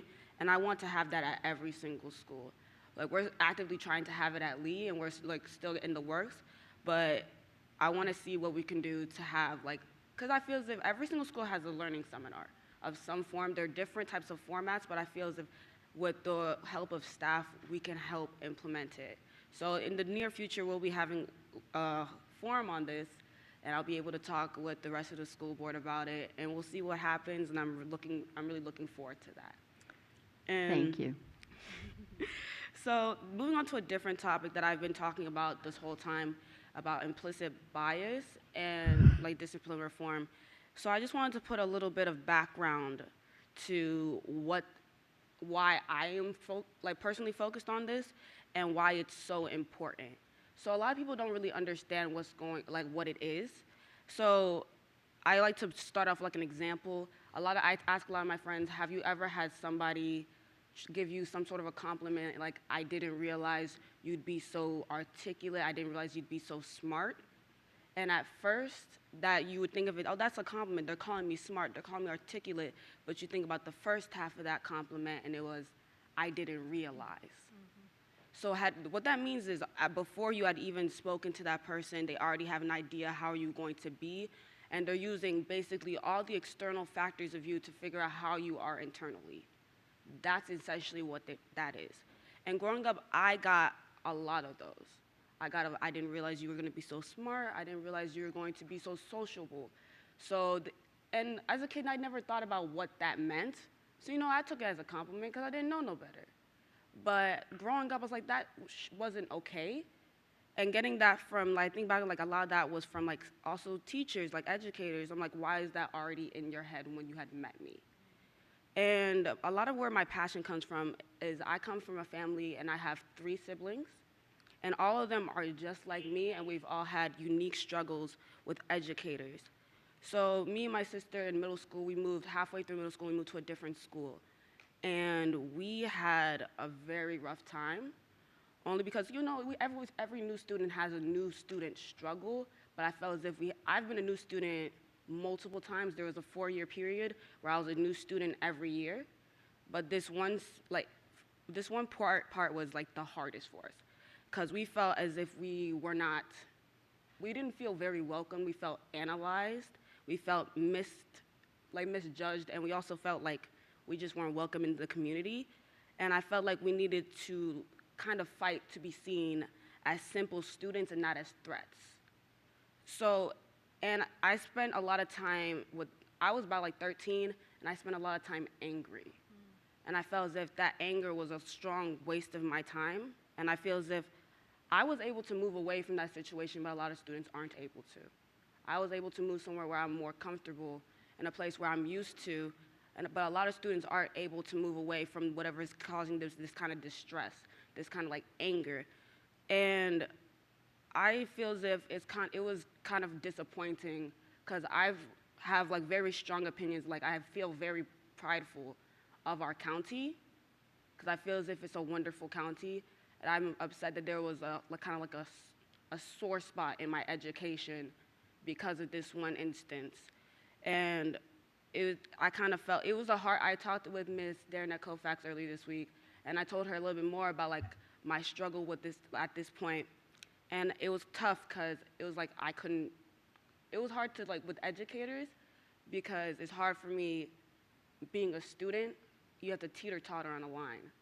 Like, I feel as if this educator is being difficult, and it wasn't even just educators, it was also admin, back and forth, like, where do I go? How do I conduct myself? And it was a very stressful situation as a student, and students shouldn't have to go through that. And I know that Fairfax County is very dedicated to having the best teachers and the best admin that we can have, but even with all that dedication, I know that sometimes things slip through the cracks. And I'm not saying that some of these teachers are bad teachers, because that would be a reach. I don't think I can say I feel as if almost all of my teachers were good teachers, but I feel as if in certain cases, some of them didn't know better. And which, in that case, I still feel as if they should have, and it should have been on my responsibility. Like, students shouldn't have to reteach a teacher, but there should be some sort of like thing in between where we can help get them to understand. So that's one of those things that's where my passion comes from, because a lot of things have to do with how do we give resources to teachers on how to deal with students that they may not understand. I think that's a lot of things that we need to understand and we need to work with, and that's a lot of where I'm coming from. So that's my background, that's where my passion stems from, to give background on what I'm trying to achieve on my time here.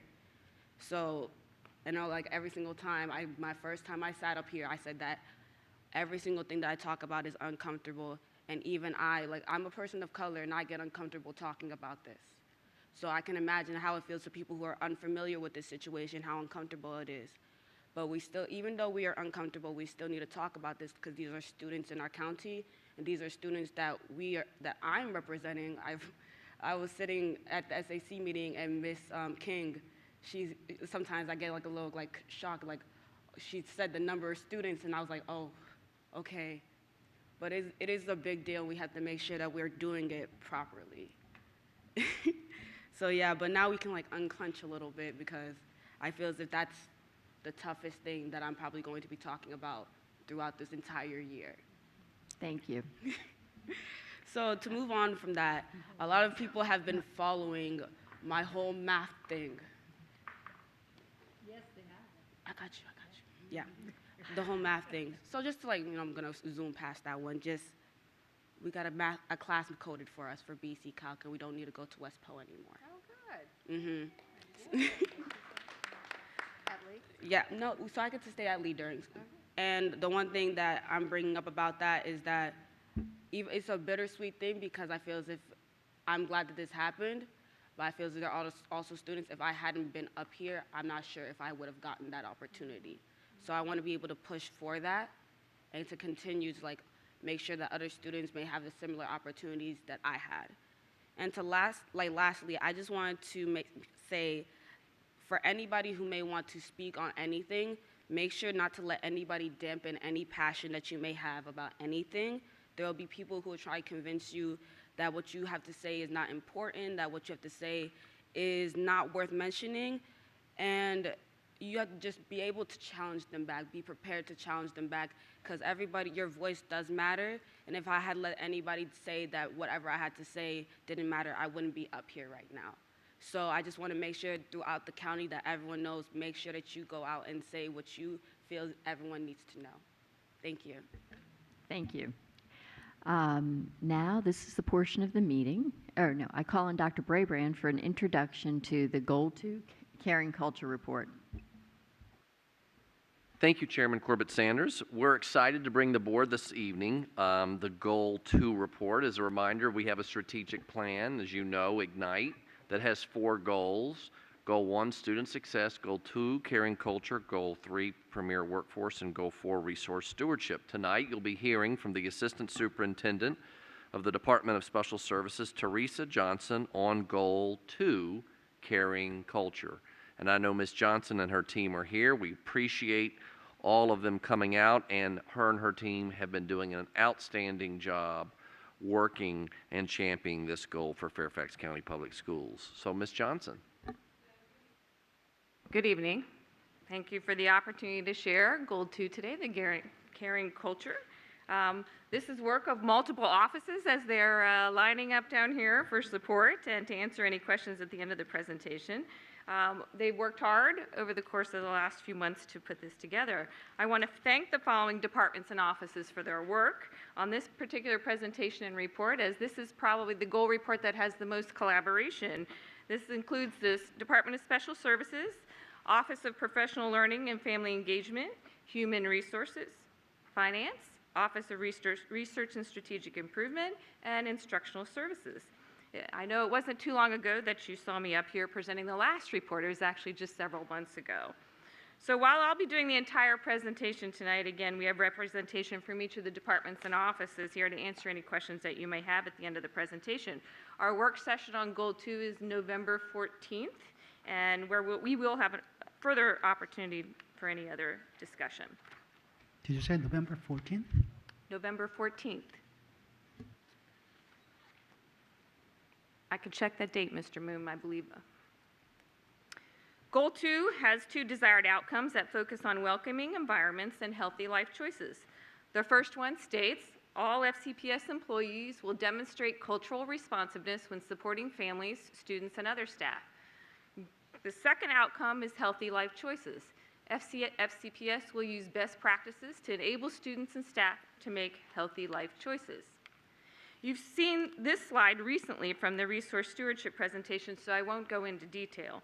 As a reminder, throughout the presentation, you'll see bar graphs that represent data. The colors represent progress as noted on the slide. Dark teal if the target was met, light teal noting if there was some progress, green indicates limited progress, and yellow, no progress. So we'll begin this evening with welcoming environment. Excuse me.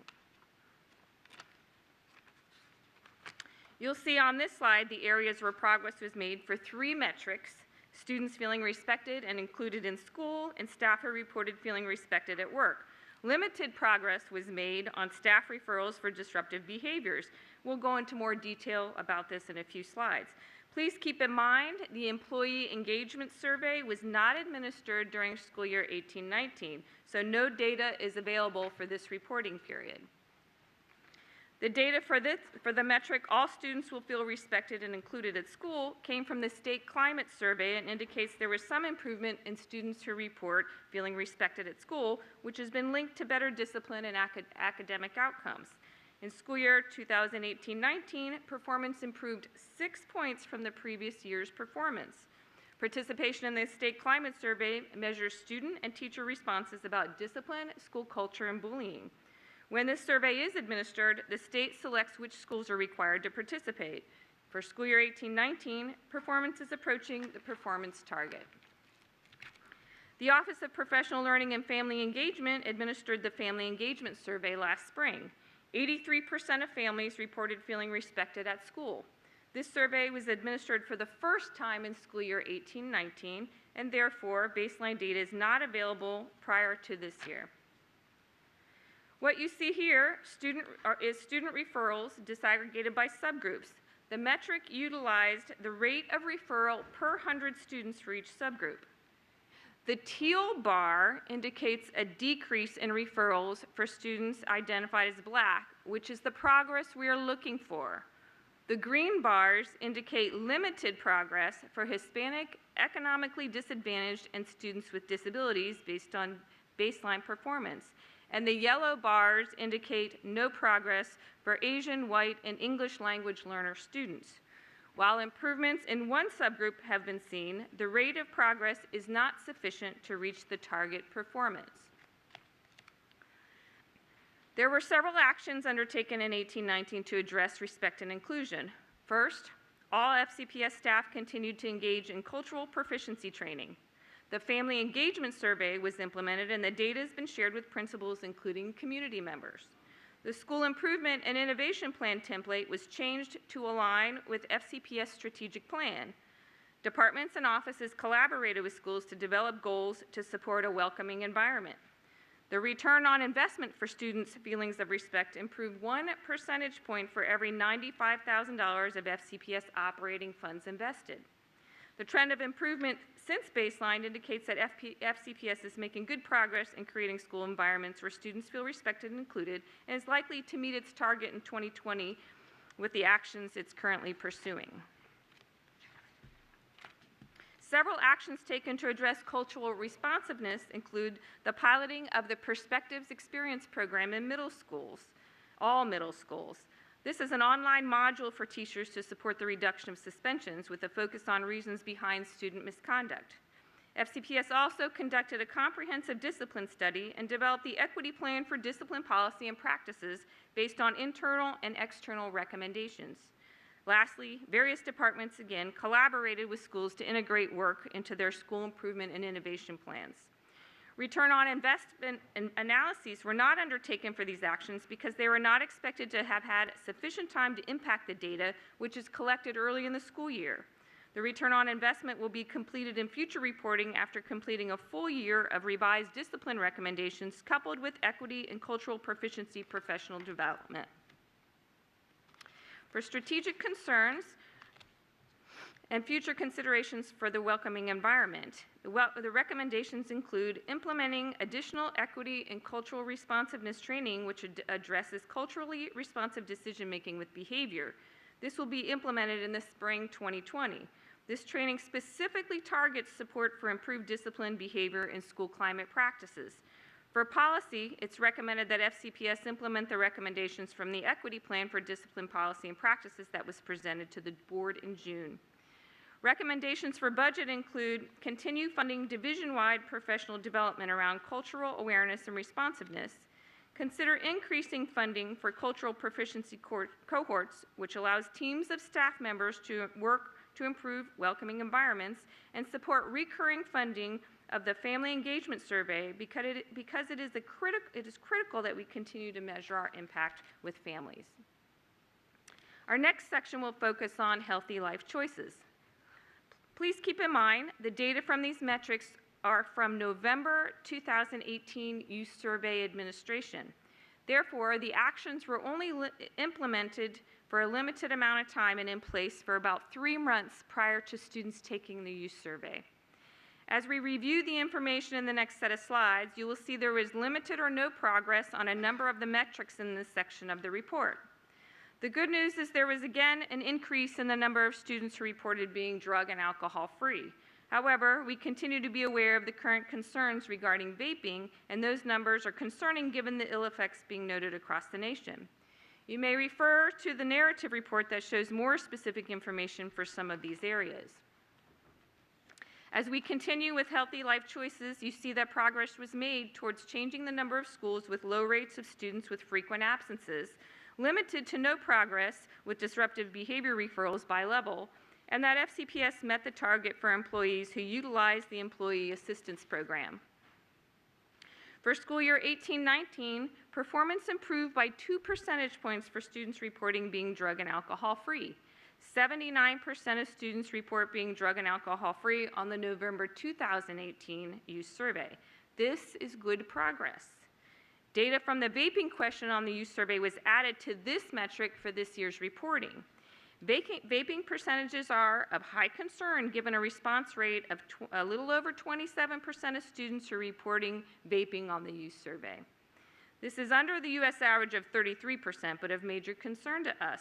What the data suggests is that the students who are vaping could likely also be engaging in using other substances, as we did not see an increase in percentages after adding the vaping data to this metric. The metric students will report positive relationships with peers and adults showed no change. Like the baseline, 85% of students report 3 or more assets on the youth survey.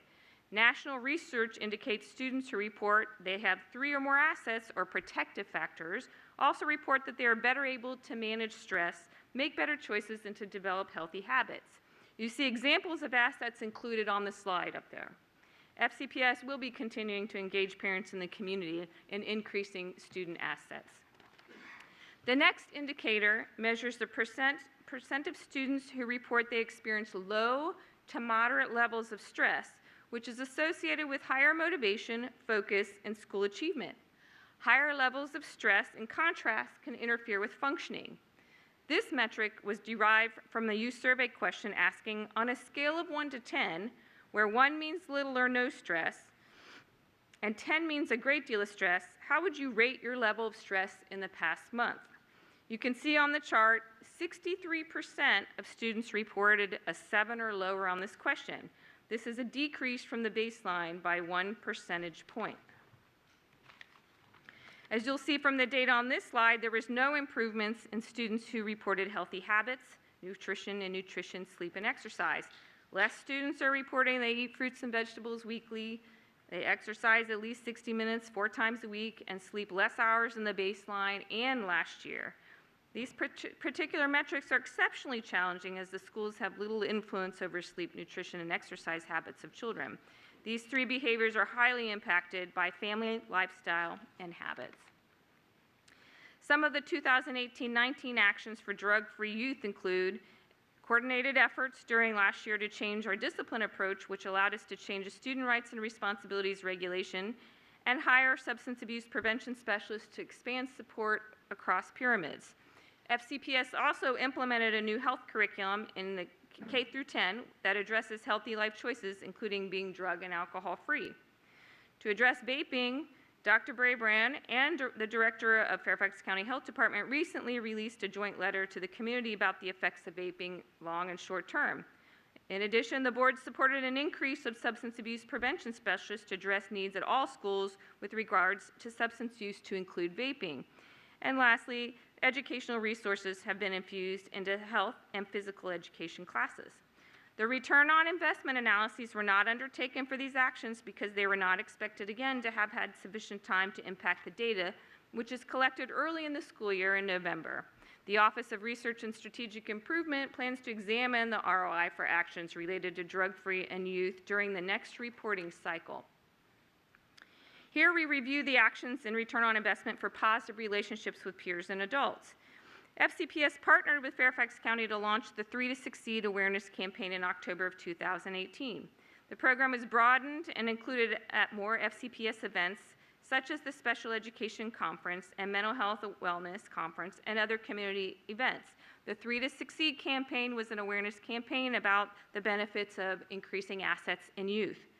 The Friend-to-Friend online module Incognito was piloted in the 10th grade health curriculum. It prepares students to recognize signs of distress, reach out to friends if they are concerned, and help identify a trusted adult for support. Return on investment analyses were explored for the 3 to Succeed campaign, but was associated with minimal costs, and available data could not pick up potential impacts of the Friend-to-Friend pilot. The actions taken for healthy social-emotional skills include the addition of school psychologists and school social workers positions approved by the school board that resulted in a full-time school psychologist or school social worker in all middle schools. FCPS also expanded support to students through a variety of mental health programs, such as youth mental health first aid training expansion, additional Our Minds Matter clubs added to schools, and the Signs of Suicide program was expanded to all middle and high schools through a grant. We also trained additional school psychologists and social workers in the newly developed and nationally recognized Teen Mental Health First Aid program, which increases awareness of mental health distress and helps teach help-seeking behaviors. For return on investment, no immediate impact was expressed in the student survey associated with the $2.6 million invested in mental health staffing during school year 18-19. Again, the ROI will be analyzed next year to determine whether increased mental health staffing impacted students' social-emotional skills once it's in place for a year. Several actions were undertaken to address nutrition. By June of 2018, FCPS had added 82 salad bars to our national school lunch program meal service. Breakfast in the classroom was expanded to 38 schools, and there were continued efforts to provide free meals to students throughout the school year in the summer months. However, improvements in students' nutrition habits could not be associated with FCPS investment of $285,000 in salad bars. It's important to keep in mind only sixth graders would have taken the youth survey, and the salad bars are located in the elementary school programs. Noted here is an increase in the number of schools with low rates of frequent absenteeism from baseline. However, there's actually a decrease from school year 17-18. As a reminder, a student is considered frequently absent if not at school more than 10% of the time. The strategic plan metric trend data is available in the appendix of the Caring Culture report. The 2018-19 actions associated with attendance include the expansion of the Check and Connect program, which is an evidence-based program shown to increase attendance rates, reduce dropouts, and increase academic achievement. An awareness campaign was implemented on the importance of regular school attendance and risks associated with chronic absenteeism. And intervention and prevention services supported attendance team meetings of high schools with higher rates of chronic absenteeism. For impact of return on investment, improvement was observed in the FCPS schools who utilized Check and Connect for extended periods of time. There were costs associated with a $138,000 training investment of operating funds in the Check and Connect program, with some participating schools showing more meaningful improvements in chronic absenteeism. Our next slide indicates limited progress on percentage of students with disruptive behavior by level. Some progress is noted in 18-19 performance with a slight drop in high school referrals from baseline. However, no progress is seen in overall performance for the elementary and middle schools. Significant actions implemented in 18-19 included the expansion of the implementation of a multi-tiered systems of support, or MTSS framework, in schools with increased training and coaching. The second bullet on the slide really addresses previous information that we addressed in the discipline referrals that have impact on this metric as well. And considerable work was done again at revising the SR&R based on the internal and the external recommendations. And finally, the introduction of the social emotional learning program ruler in 11 additional elementary schools. Limited changes in disruptive behavior referrals was related to the investment of MTSS of approximately $0.3 million from operating funds. Here you can see that FCPS exceeded the target that employees will have the opportunity to take advantage of wellness resources. FCPS employees continue to utilize the Employee Assistance Program, which is promoted as a resource to manage work-life balance at rates that exceed the provider's typical utilization statistics at other organizations.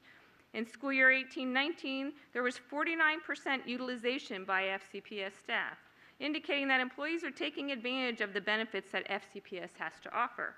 This was an increase of 9% utilization compared to school year 17-18. Actions taken to support wellness resources for staff include the expanded and enhanced Employee Assistance Program awareness campaign. This included overview presentations from schools, communications to staff through email and mailings, News You Choose articles, and that's just to name a few. Staff utilization of the Employee Assistance Program increased 1 percentage point for every $10,500 of operating funds invested in the EAP awareness campaign. On our next to last slide, for future considerations for healthy life choices, recommendations include continue to support the high fidelity implementation of multi-tiered systems of support framework for each school.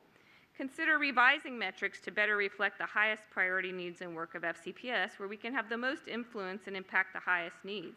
Continue to support improvements to the student rights and responsibility regulation, and continue to support the policy that addresses the EAP program, which is policy 4960. And finally, budget recommendations include the replacement of the contract for the Employee Assistance Program, which is forecast to result in a cost savings, support budgeting for resources needed to implement the equity plan for discipline policy and practices, to include funding remaining substance abuse prevention specialist positions for support in all FCPS pyramids. Phew. All right, with that concludes our presentation. Thank you again for the opportunity to present. Our work session is scheduled for November 14th, where we look forward to having an in-depth discussion and answering questions. And we do welcome questions in advance. Thank you so much, Ms. Johnson. I have a number of board members who want to comment on your excellent work. starting with, oh, never mind, Ms. Schultz just turned it off. Okay, we'll continue on to Mr. McElveen. Given that we have a long night ahead, I will just limit myself to one question, and I hope my colleagues will also indulge in that limitation. In the presentation, you said that we've, and I want clarification on this, we spent $285,000 on salad bars, and obviously that doesn't cover 82 bars. However, it's my understanding that Let's Move was covering the cost of our salad bars, so I'd be interested in knowing to what extent we had a grant for that and why we're also putting our own funding into it. I'm going to ask my colleagues from finance. Maria?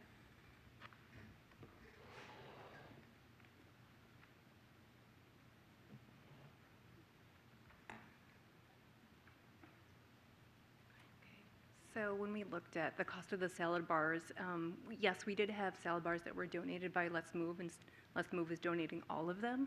But we also have costs with equipment, small equipment, refrigeration units, and then staffing. So adding the salad bars to the schools also means that we need to enhance the staff at the site to be able to meet the needs of the students. But to clarify, that $285,000 was over 1 year? That's right. And to service all of those bars? So it was, yes, it was the changes that were made during that school year. Okay, and so we still have, what about 55, 58 bars left to install? Is that about that number? So I would expect that we will continue to see these expenses going forward. Okay, great, thank you.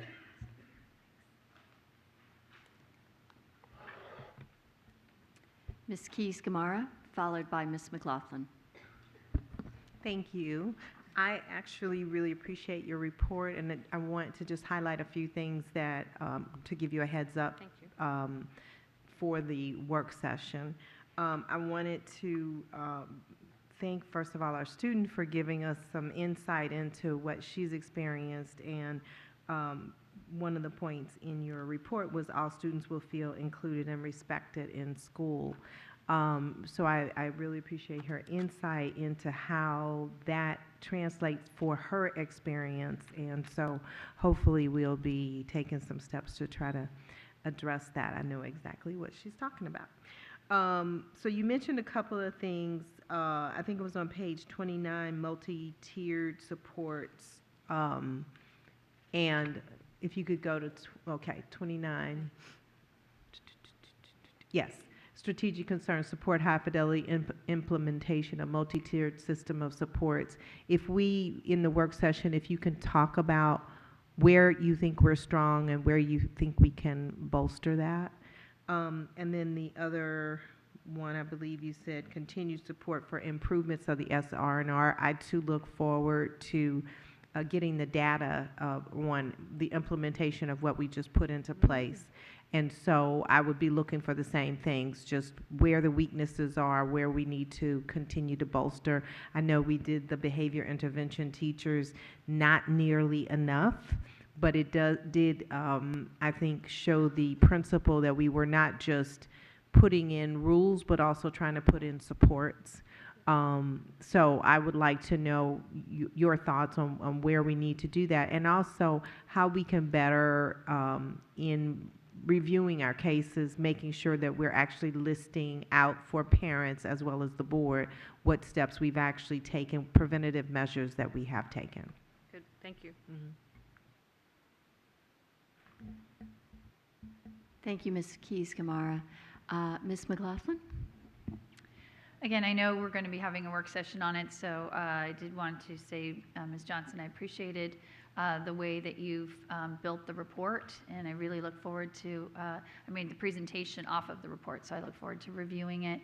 This is always an area of particular interest of mine when we look at the mental health and well-being of students and educating the whole child. I did just kind of want to put on everybody's radar some things that are going to be of concern for me when we talk about a caring culture. Within the last year or so, the school division, with good intentions of wanting to address absenteeism and also to make sure that students are enrolled in the proper schools. But when we talk about a caring culture, we've got to think about how our letters to home speak to our families. And so families have shared with me, especially last year when we rolled out the chronic absenteeism letters, the tone was very severe. And families whose children were simply out sick in the first month of school with fever and cold, the language was not helpful. So I wanted to just maybe see if you can give us an update on maybe does the letter look differently this year than it did last year? But what have we done to really make sure the things that when we're presenting ourselves to our families, how are we communicating? The enrollment letter, Dr. Brabrand, I want to make you and my colleagues aware, we've sent letters to families who are taxpayers in Fairfax County and saying to them, you're not enrolled in the right school based on what we've been able to determine. In some cases, that was even still questionable about what FCPS thought versus what the family produced. But the tone and tenor of the letter was, you will be getting your child out of this school in 3 days. That's not caring culture. And so when families are reaching out to me saying, look, we need to sort this out as grown-ups, but in the meantime, there's a child or children involved. So I have appreciated that you have a strong leadership team, that I've been able to bring these issues to you, but I worry about it is the first way we communicate to families, and we must never forget that children are children, and our actions, unless someone's at risk or harm, we need to approach it with the greatest of care for kids. And then finally, just I think we'll really want to talk about this and unpack it a little bit more. And it has to do with the slide on healthy life choices and dealing with sleep. I was disappointed to see that actually our kids are reporting less sleep, from 31% to I think 28% getting the 8 hours or more. And Ms. Johnson, you noted correctly that there are certain things that are within the school system's control and what's in the family's control. But as the parent of 3 recent FCPS graduates, I can tell you there are things within FCPS's control, and our teachers were actually talking about it this evening during citizen participation. Volume of graded assessments, volume of homework will absolutely affect sleep. So I know we can't control what parents do about bedtime and all that, but I would like to see as a system, when we're doing student surveys, let's identify what's preventing them from going to sleep. Is it by self-choice or is it workload?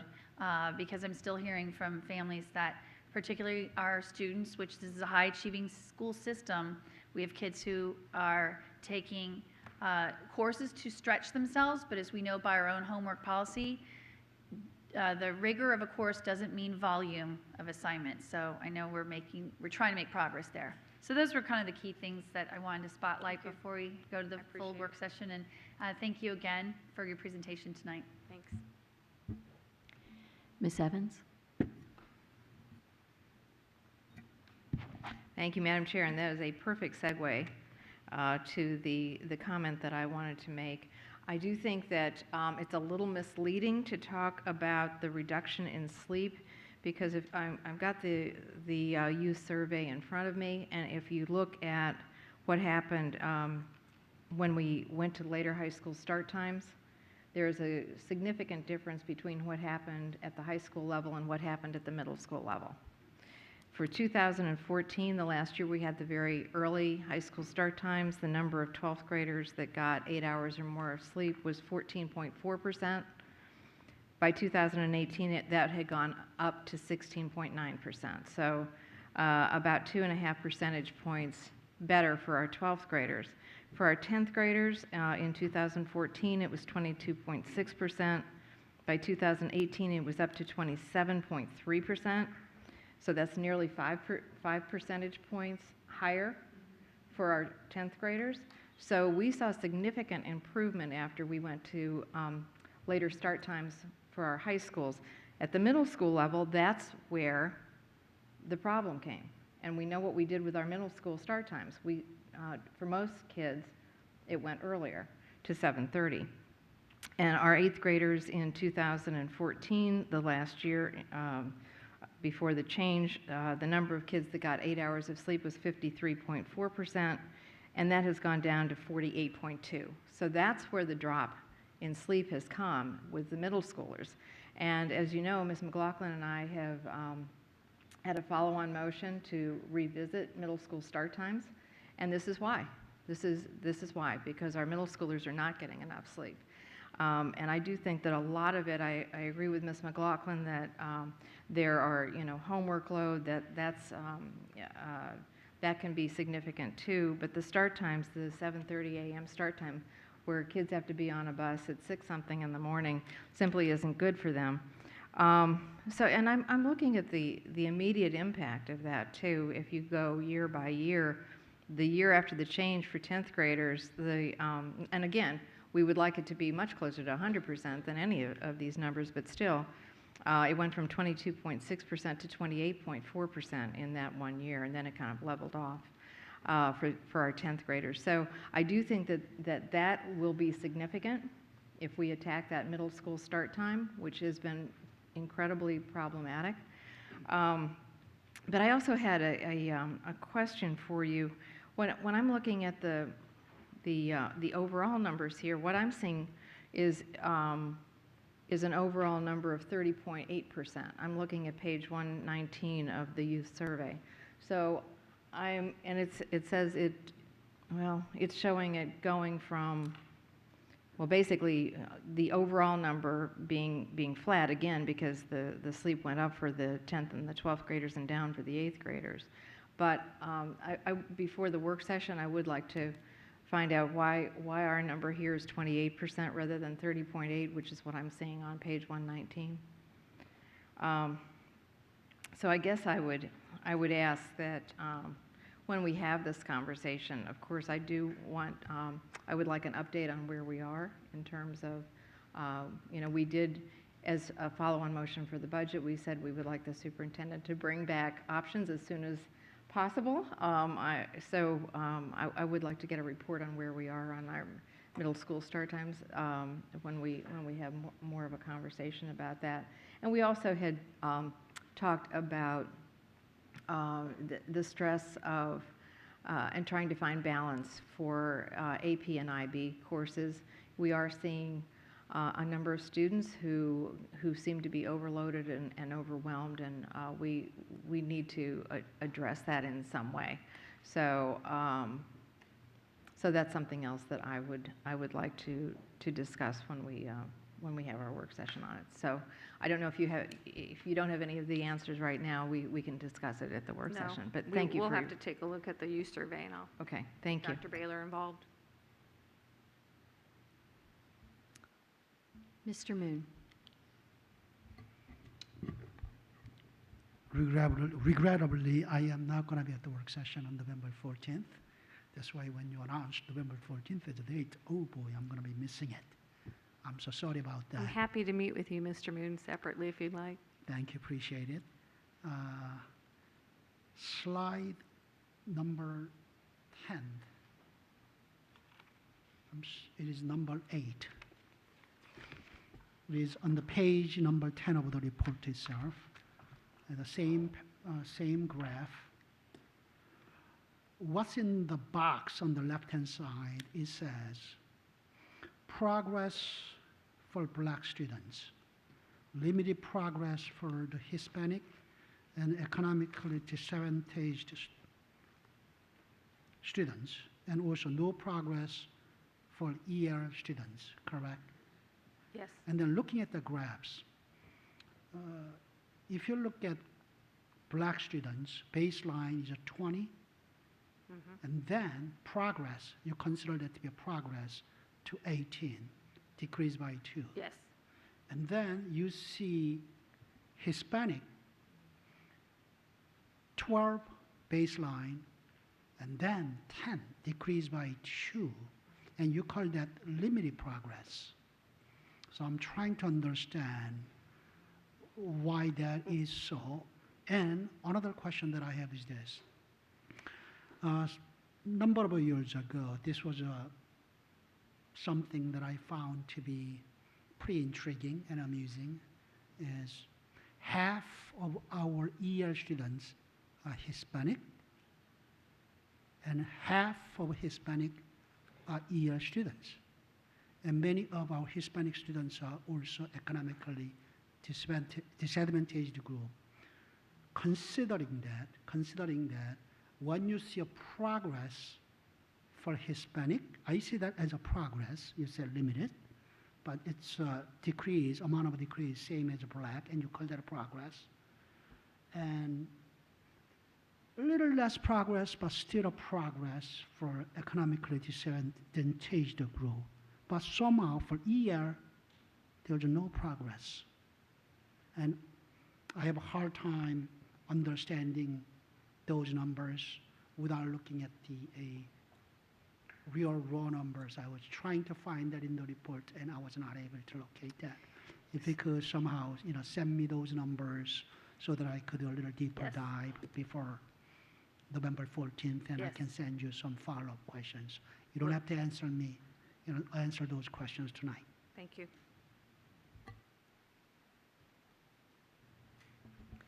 Thank you, Mr. Moon. Ms. Schultz? So I'm glad Mr. Moon picked up on that because, I'm data-centric in a lot of the questions. And I'm going to tell you, Ms. Campbell, it's not often a speaker brings me to tears. Dr. Brabrand, something has to be done about this. When I look at a fact that a student with disabilities is 6.7 times as likely to be referred into discipline than an Asian student, 4 times as likely as a white student, 1.7 times as likely for an ELL student, and so on and so on. And this is not disaggregated, and I recall asking in the past about boys versus girls, because I'll tell you, I can bet your bippy what the numbers are on boys versus girls. So if you are a boy with disabilities, your referral rate is exponentially higher into the discipline process. And what do we know from the discipline statistics? If you are referred into discipline, 2 things immediately happen. Your attendance is affected from our data, and your grades go down. The kids who can least likely afford to be in a situation where there's a referral into a discipline are the kids who are already struggling with disabilities. But we also heard from teachers tonight of struggling to meet those behavioral situations in our classrooms. And I'm personally horrified to listen to the fact that teachers feel like they can't get support from their administrators over what's happening in the classroom.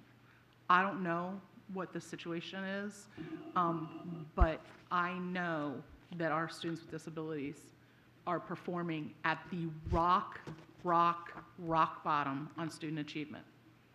They are also most highly affected by discipline. And we have got to have some innovation and some leadership on this in particular. I'd like to talk about one other slide. In particular is the slide on let's see, slide 17, please, on who report healthy social emotional skills. Our kids are struggling. This is a stress, and I know Ms. McLaughlin and I have talked about this a lot. And when I do my student town halls, and I've now talked to thousands of students, I'm getting ready to start my student town halls this fall, they are stressed beyond belief.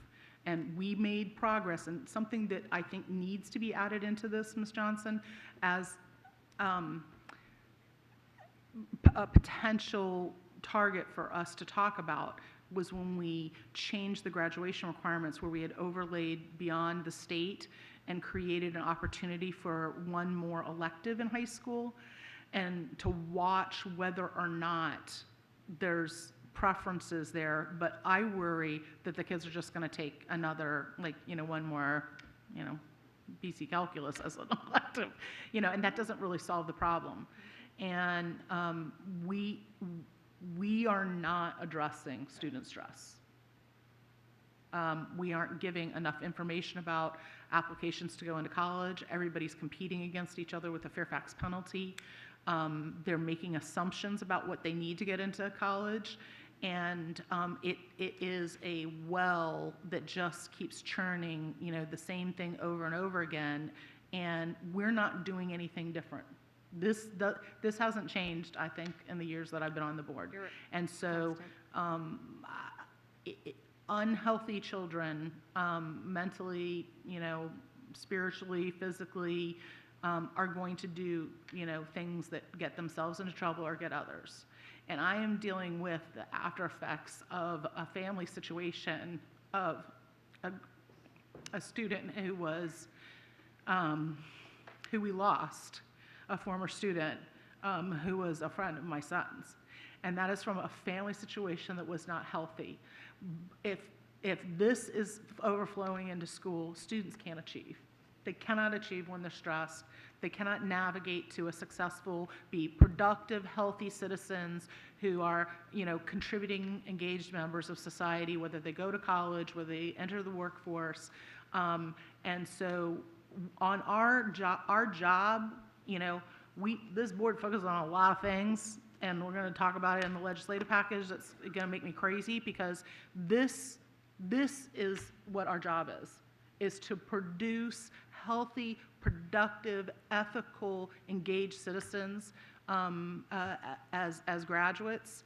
And those two factors are the thing that bother me the most. I'm sure we'll talk about them more, but I just, I feel like I'm like 8 years, I've been saying the same thing, and we have got to decide that this is an urgent situation, because these are our future, fellow citizens, and we want them to be healthy, productive individuals in our society.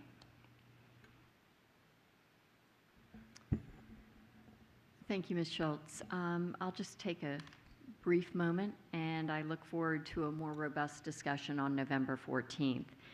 A couple of questions. One is, when we look at the discipline data, and I'm glad that you raised the issue, especially with our students with disabilities, and I'm wondering if we look going forward, similar to what Ms. Campbell mentioned tonight, that if we can disaggregate the data, and disaggregate it not only with boys versus girls, but Cat A, Cat B, different types of challenges.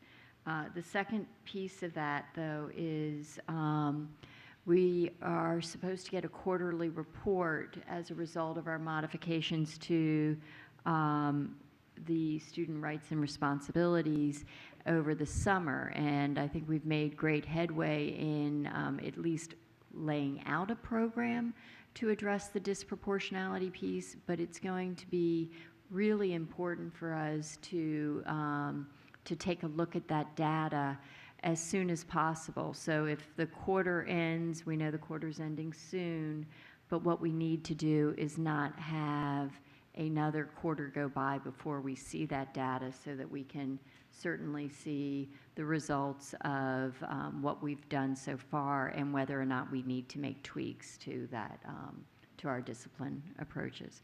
Secondly, on page 13, where you talk about our substance abuse counselors that we've put in, we have 6. And we know that there's been a decrease in overall drug use, but there's a 27% increase in vaping.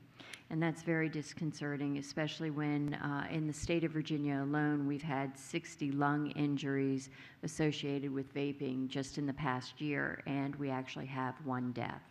And so this is serious, folks, and I know and I welcome the language that Ms. McLaughlin has introduced into our omnibus on legislation, our legislative priorities, but we need to be very intentional in how we address the vaping epidemic here in Fairfax County. And that begs the question, are 6 substance abuse counselors enough? I know, Dr. Brabrand, you will be coming to us with your budget priorities, but this is an area that we're very serious. And similarly, going back to our discussion about disproportionality and discipline, whether or not we need to do more as far as we've got the behavioral intervention teachers, but what do we need to do to reinforce the supports that our kids need at the elementary level in particular, because that's where we see the highest level of incidences.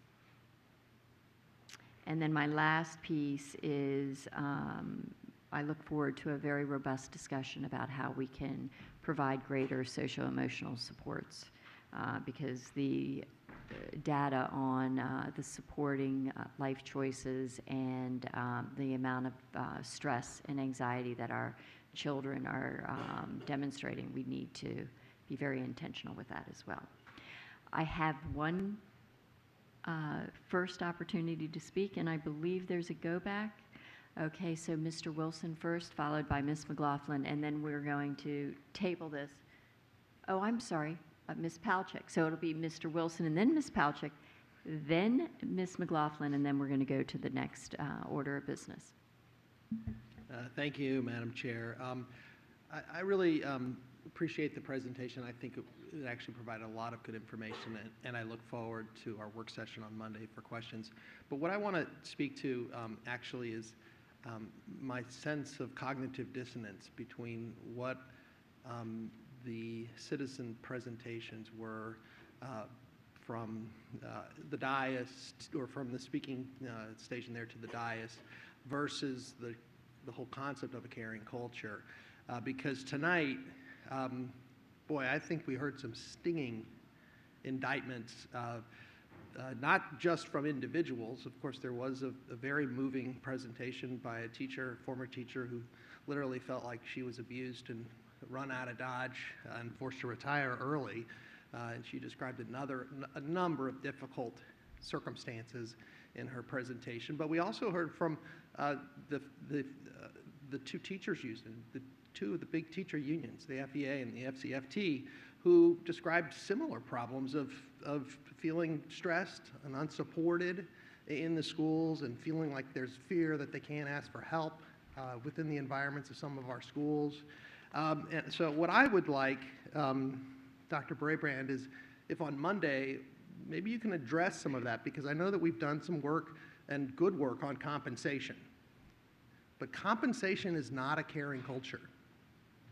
Compensation is a competitive salary. And what these folks talked about tonight was a caring culture, where they felt protected to be the professionals and the teachers that they are. And that's something that I brought up previously, that we have to keep looking for other ways to improve the morale of our teachers and the culture within our schools. And we can't forgo the compensation piece. That's very important. But, and I know on slide 5, the presentation, there's not the data available from staff, but we need that. And I think we need to turn and give ourselves a hard look on that, given the presentation that we heard tonight from the unions and from individual teachers. So it's really more of a comment. I don't know whether or not you want to react to that, Dr. Brabrand, but certainly on Monday I'd like to hear something.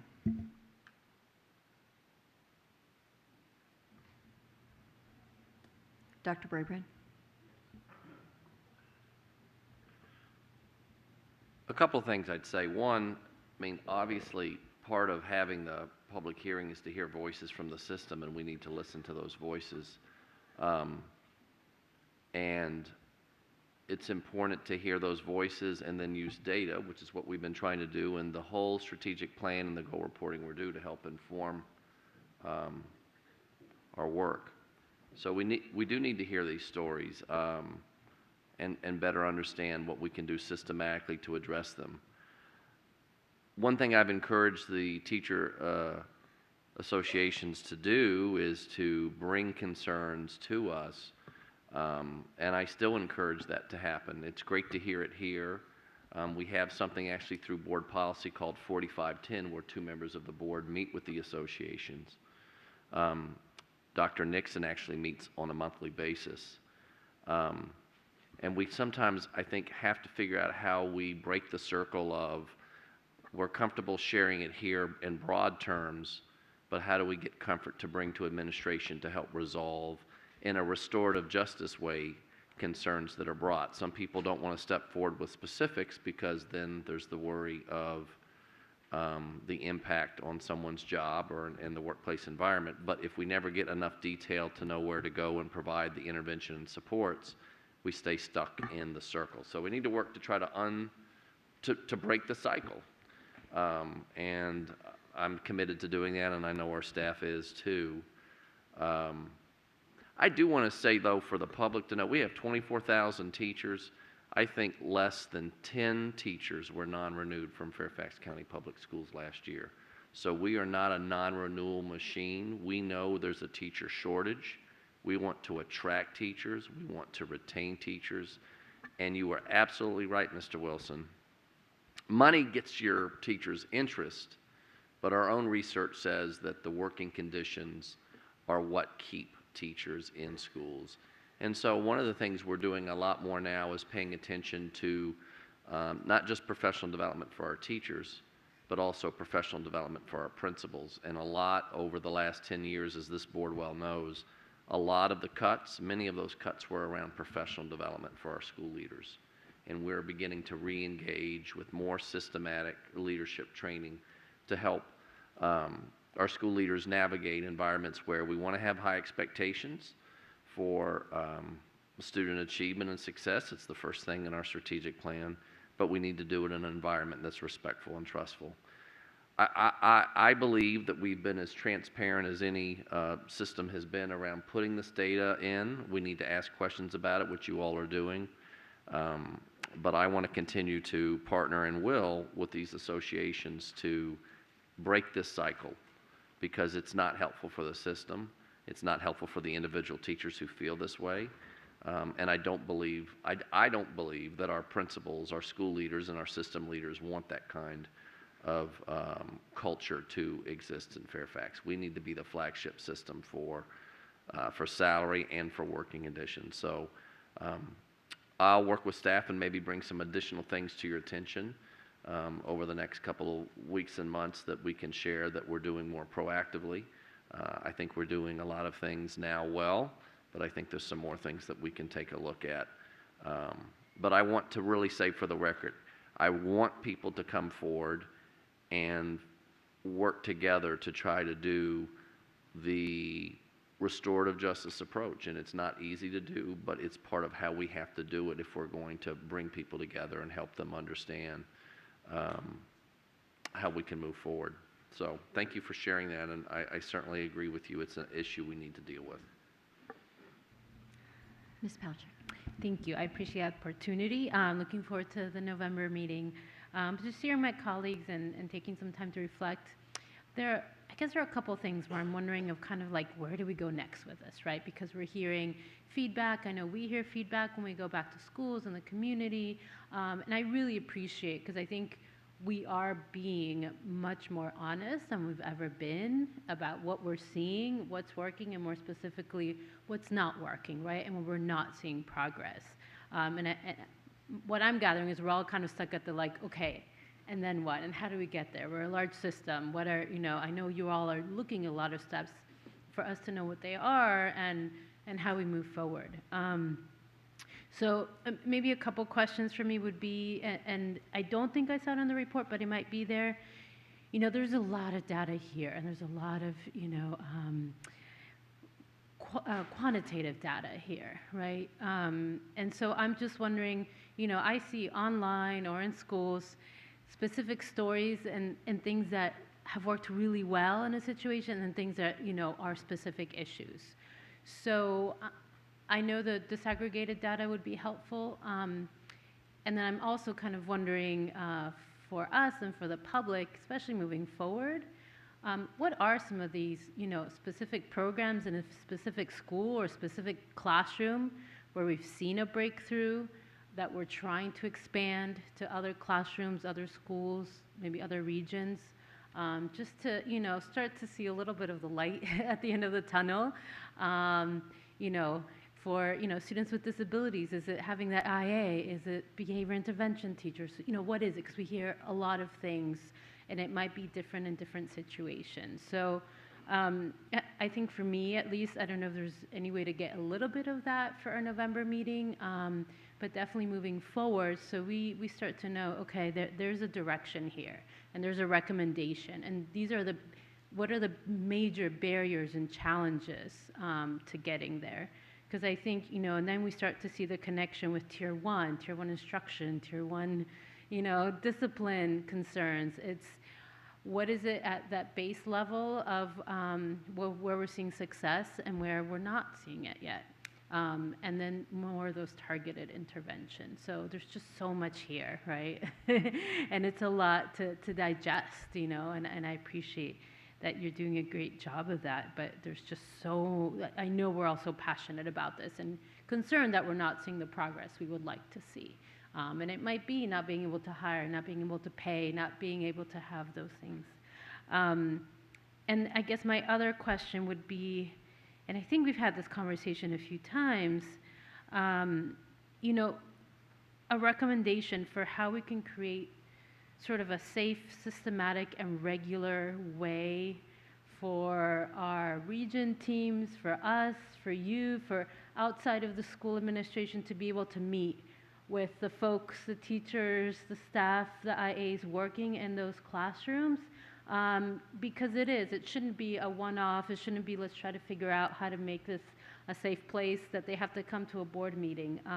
So I would love to hear, a recommendation for that as well. If I could, I want to remind the board, and Mr. Wilson, I should have included it. The night is late and it's been a long day, but just earlier this month, we announced that the Ombudsman office will now be open for staff members.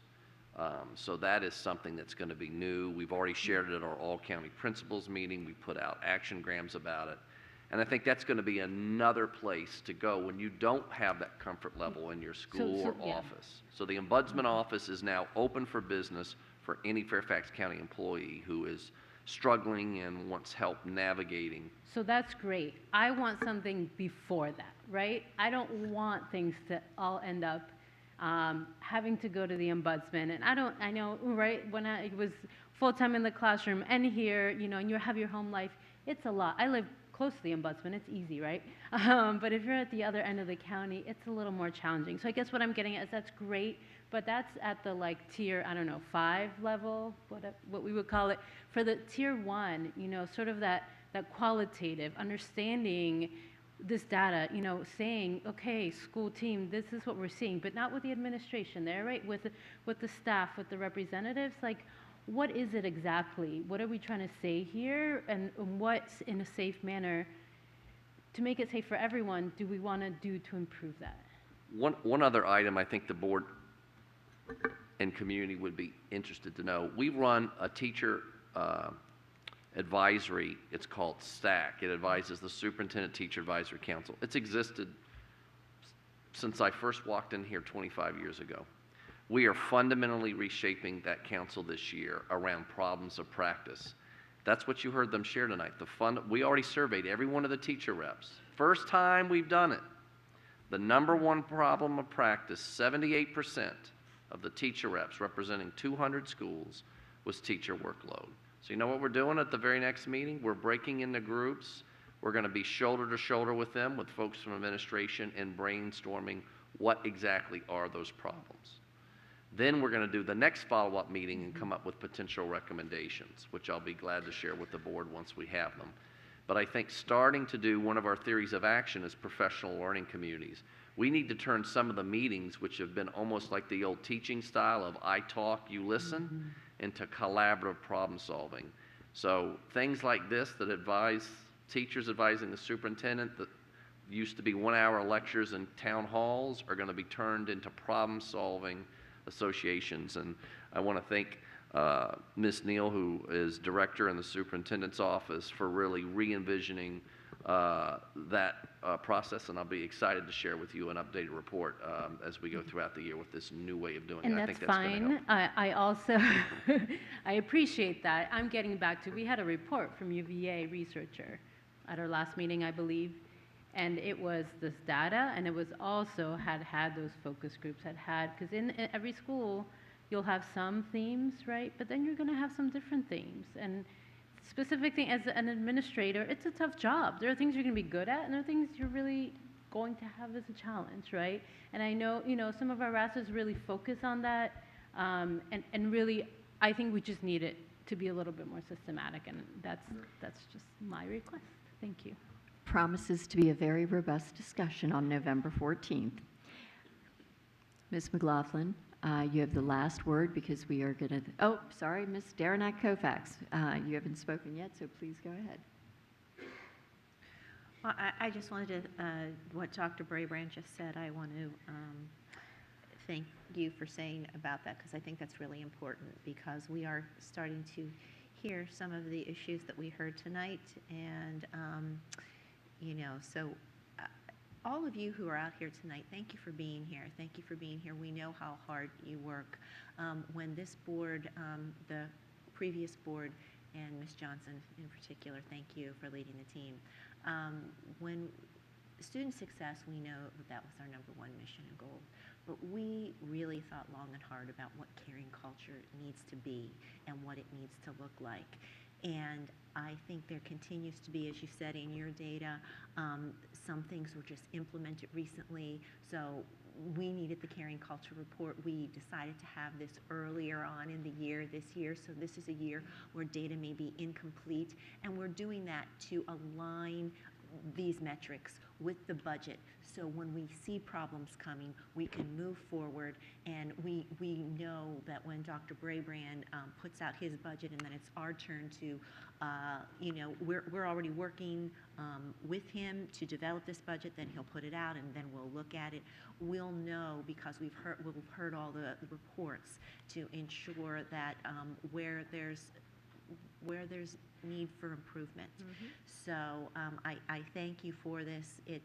We know it's not all where we need it to be, but you're all working very hard, and I know the caring culture is something that this board, that the last board implemented, that this board is working toward, and it will continue. So thank you, and I think that's some of those steps are what you said, taking changing the way you do the meetings, breaking out into subgroups, making certain, that just sounds really positive changes. So I appreciate that, and I'm sure everybody here does. And I look forward to, and one of my colleagues mentioned this, the way it's structured and it compared with the larger report. So I look into delving into it deeper, but thank you for being here tonight, all of you. Thank you, Ms. Daranack Kofax. Ms. McLaughlin, you have the last word. Yes, I know, and very, very quickly. To slide 5 that's in front of us right now, where it says data not available for this reporting period, Dr. Braybrand, I would like to suggest that, having been the school board liaison to our Human Resources Advisory Committee, where they just produced a report that they spent 2 years working on, the nugget in that report was that we do have data. We do have data about our teacher retention issues, where we have pockets of excellence with very high teacher retention, and then we've got some where they have not only the lowest retention in the division, but even fall behind state and national levels of retention. That, to me, I don't know where that block where it says data not available, what data you all wanted to use, but in the interim for this board, I do think that that's important to be looking at. If staff feel respected at work, we know from the employee engagement surveys, there's data there. So that one's concerning to me. I've been on this board 8 years, and we do survey our employees in some way or fashion. So if we have to pick a different data set that we want to use, but I'm not necessarily comfortable, so maybe you'll have some time to talk with Ms. Johnson and staff, but I don't think that should be reported as we don't have something here. We just find a different data set. And then on slide 17, as I'm very well aware, it's a long day and I want everybody to be able to go home, so it's not for tonight's conversation. But I do want to prepare for the work session when we do. I'm not seeing the connection between the metric and what we're trying to measure or demonstrate. And what I mean by that is we want all students to report healthy social emotional skills, but then we're measuring it based on reporting low levels of stress. As we all know, I think there's a lot of people in this room, especially special services, who are trained experts on having incredible social emotional skills. But if you're working in an environment where you are overworked and overtaxed, it doesn't matter how many skills you have, you're gonna be stressed. So I'm not sure exactly, again, how to do the metric to the measure, but that one I'm struggling with, and so. I will comment on that. That's, we agree, and we would like to have some consideration future when the board relooks at metrics, and we have some ideas about other questions we could embed in that would, about coping skills, like what coping skills are you using, those types of questions. So we agree. I want to say one of the real things too, we agree, and maybe we can start to lead as we talk at the work session about some of where we think we would want to go as we tweak, because as we bring you these goal reports, the whole purpose to bring them in the fall, and in a way you're getting last year's report 3 months later. I mean, that's part of the reality here a little bit. There are some things that are new here, but some of it you just heard back in the spring. It's to align the goal reporting prior to the development of a budget that you have to approve, so that you're not seeing results after you're seeing a budget that should be in line with the strategic plan. The goal should be a report out on the strategic plan. The strategic plan should align to the budget request. So we're in this year of transition. I do think, too, as we go through this, you learn about implementation during implementation. That's what Dr. Douglas Reeves says, who's a leading education researcher, and I think there may be some real tweaks to how we better tease out the data, whether it's disaggregation of data or looking at some other indicators that better get at the question, or more importantly, the problem that we're trying to solve. So thank you for bringing that up, and we'll work on having some ideas to share to deepen some of the indicators here. Thank you, Dr. Brabrand, and I just want to echo to FCFT and FEA who were here tonight. We appreciate that you are bringing a collective voice to help Superintendent Brabrand and this board talk about what we know is so incredibly important, which is working conditions and people feeling that this is a place they want to stay and build their careers. Thank you, Ms. McLaughlin. I'm reminding my fellow board members that the Goal 2 report will be discussed at the November 14th work session, and the action is scheduled for December 5th. This is the portion of the meeting where the board will confirm actions regarding issues that were discussed in the closed meeting. These issues may include action taken regarding student disciplinary matters. Board members have discussed each individual case, and at this time, we will make several motions to confirm the recommended actions. I will let everybody know that we will be returning to closed session after this meeting to handle one last item. So with that, I call on Ms. Hines for a motion. I move that the teacher identified in closed meeting be dismissed, effective immediately, and that a recommendation to revoke the teacher's Virginia teaching license be forwarded to the Superintendent of Public Instruction at the Virginia Department of Education. As discussed in closed. As discussed in closed. Thank you. Seconded by Ms. Palchik. All those in favor? And that's unanimous. That motion carries. I now call on Ms. Schultz for a motion. I move that the teacher identified in closed meeting be dismissed effective immediately, and that a recommendation to revoke the teacher's Virginia teaching license be forwarded to the Superintendent of Public Instruction at the Virginia Department of Education. Seconded by Ms. Keys-Gamarra. All those in favor? And that is unanimous. The motion carries. I now call on Ms. Schultz for a motion.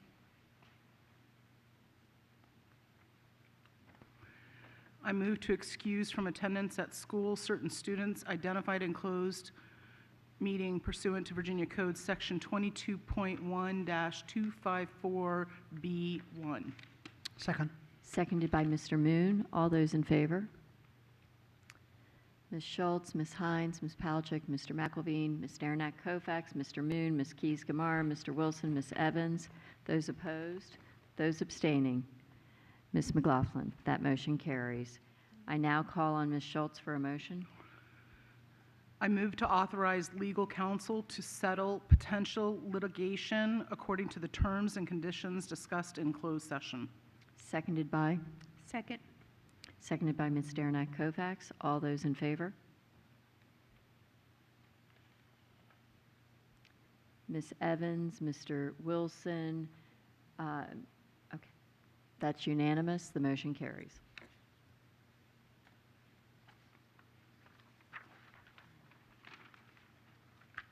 I now call on Mr. McElveen for a motion regarding the Fairfax County School Board state and federal legislative program. Thank you, Madam Chair. So this evening, the board will be considering our legislative program at both the state and federal levels. And we have decided, in the interest of time, to collapse all of the amendments into an omnibus motion. So I would tell my colleagues that we can discuss it after if you wish to discuss any piece of the omnibus, we can discuss that after I read the motion. So if you bear with me, this is 3 pages, and we will get through it. I move that the board adopt the 2020 Fairfax County School Board state and federal legislative program with the following modifications to the agenda item. Adding language on page 24 of the legislative program under the position Federal Education Funding and Policy at the end of the FCSB support section of other funding issues subhead to read as follows. The FCSB reports reclassifying menstrual hygiene products as eligible items for purchase with assistance from programs designed to help low-income families, including Medicaid, SNAP, and WIC, and WIC. 2, adding language underlined below on page 18 of the legislative program to the current position, Student Health and Wellness, to read as follows.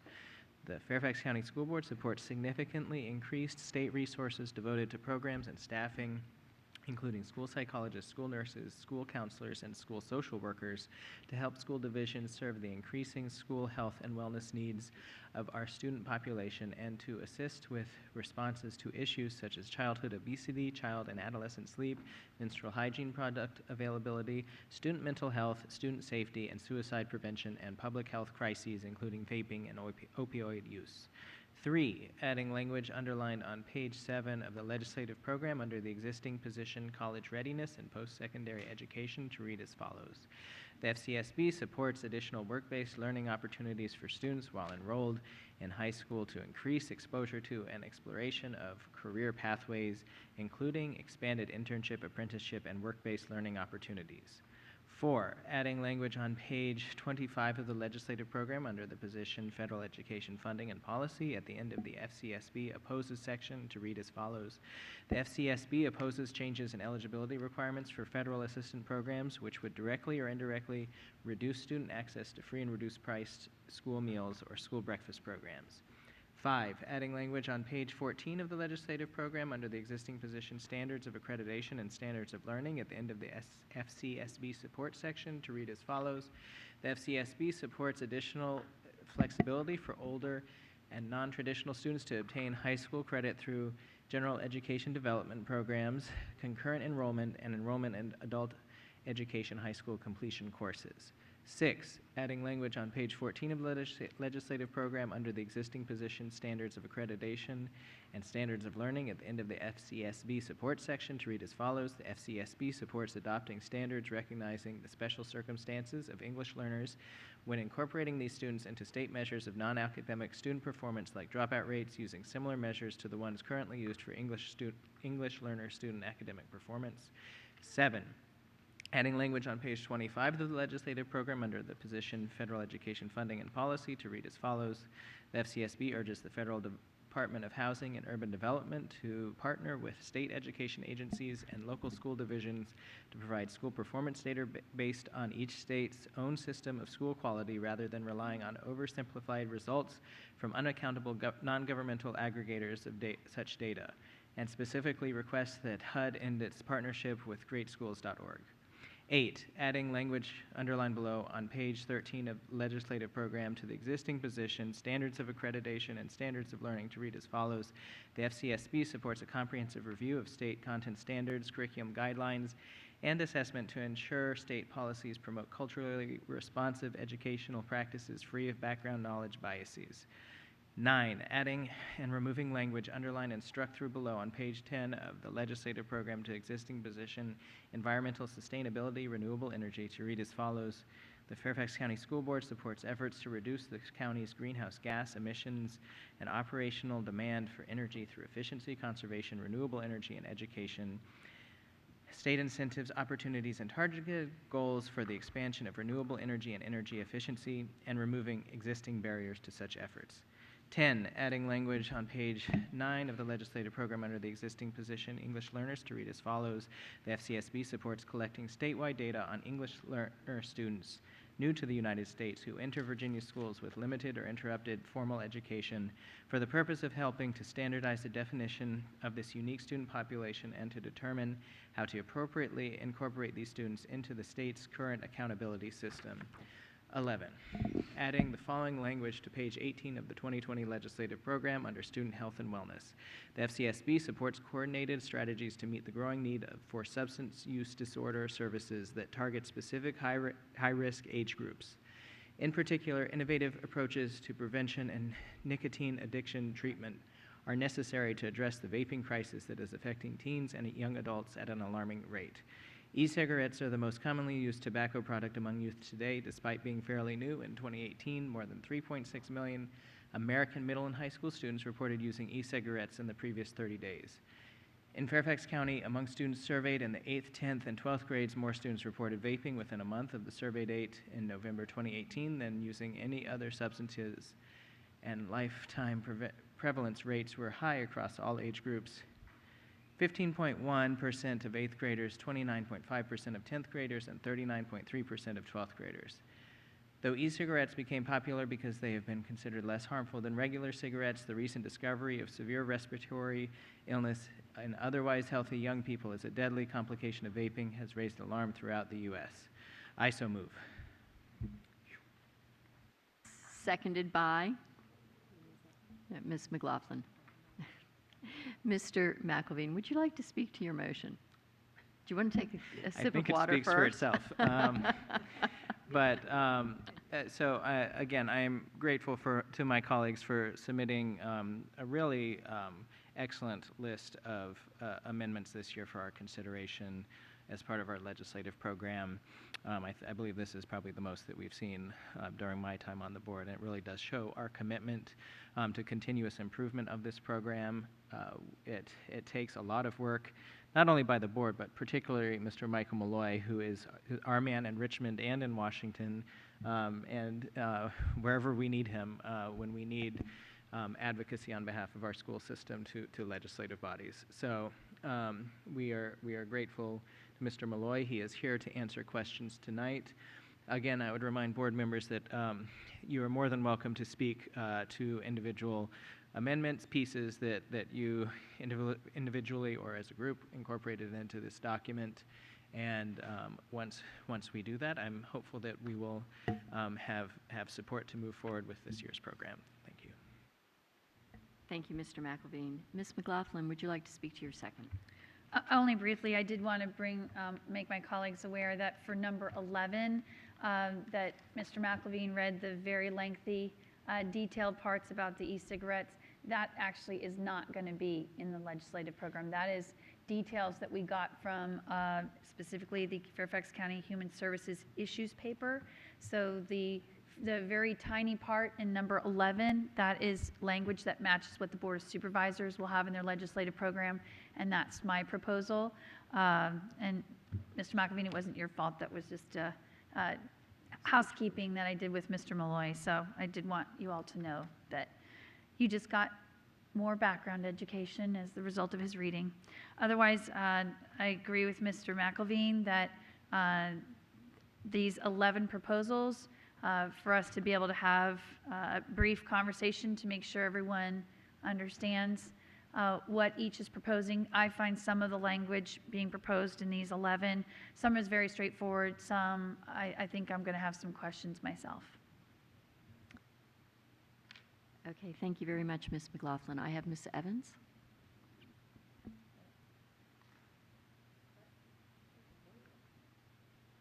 Oh, yes. Oh, thank you very much. I didn't hear you, Madam Chair. I just wanted to, first of all, thank you, Mr. Malloy, for all your work on this. I know that you've helped all of us craft our amendments, which now have been incorporated into the omnibus motion. So thank you for your help on that. I did want to speak to 3 of the additions that I particularly want to, first of all, explain and tell my colleagues why it is that I feel that this is necessary for as an addition. Excuse me. The one that was the first amendment that I had offered here is asking the state to revisit the standards on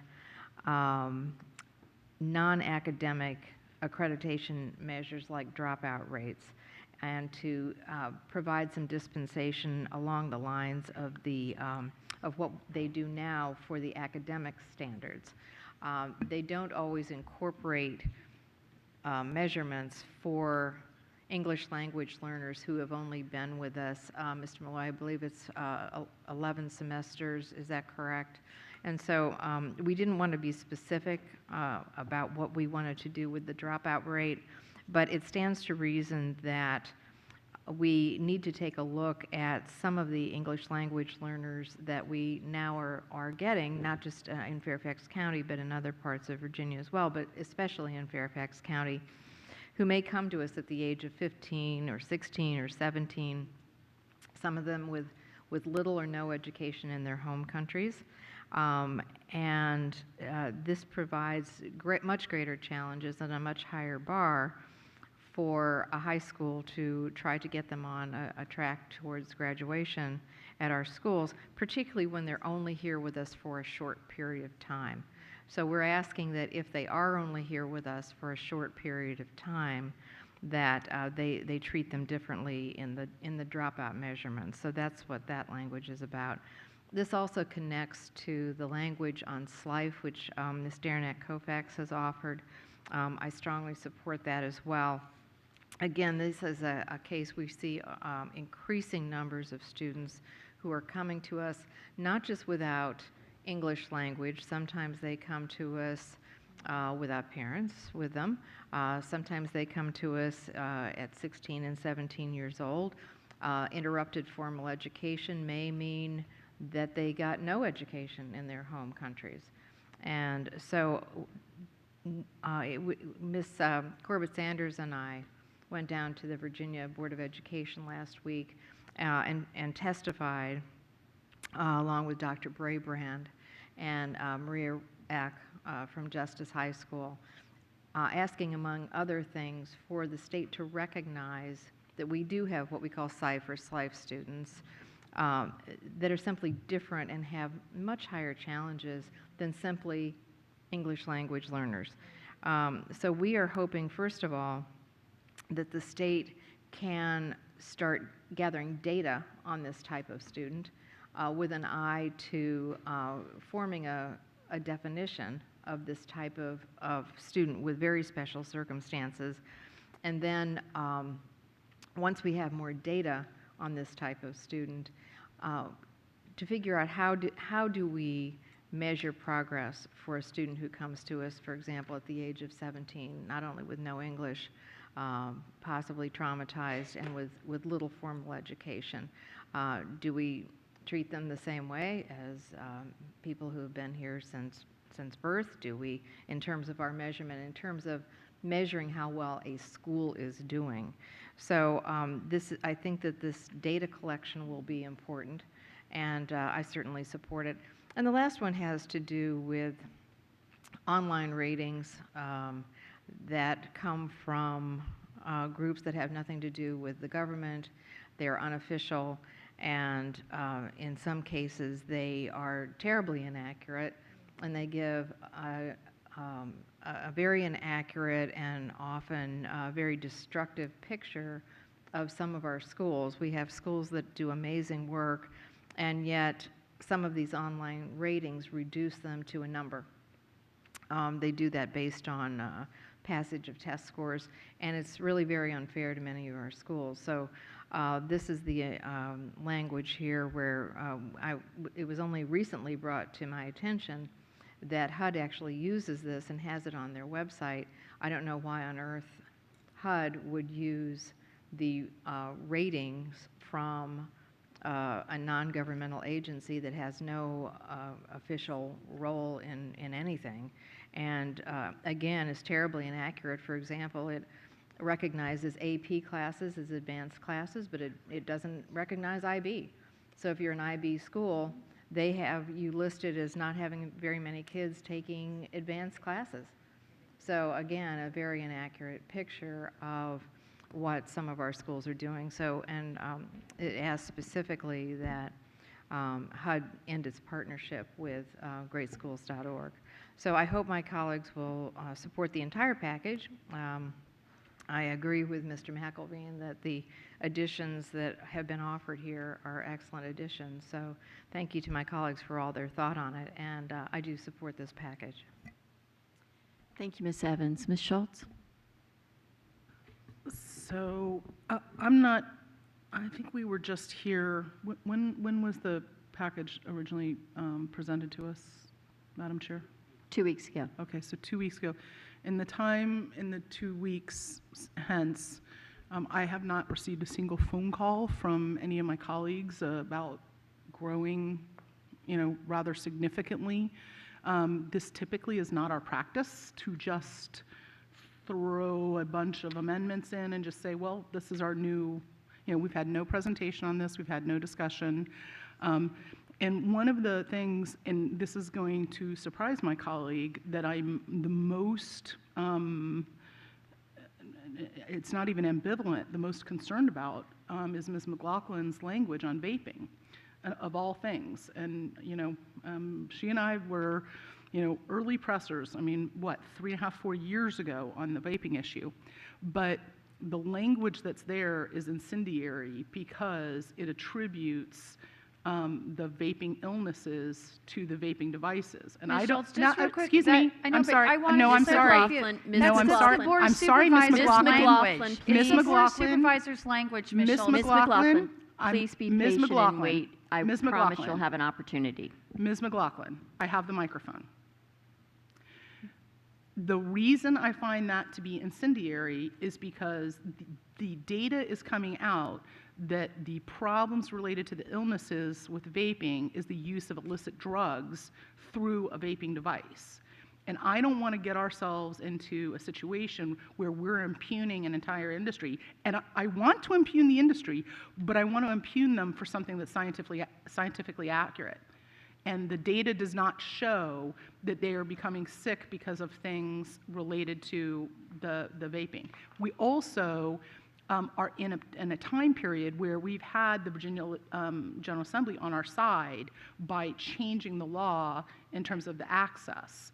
And so, there are conversations that needed to be had about things that are in this.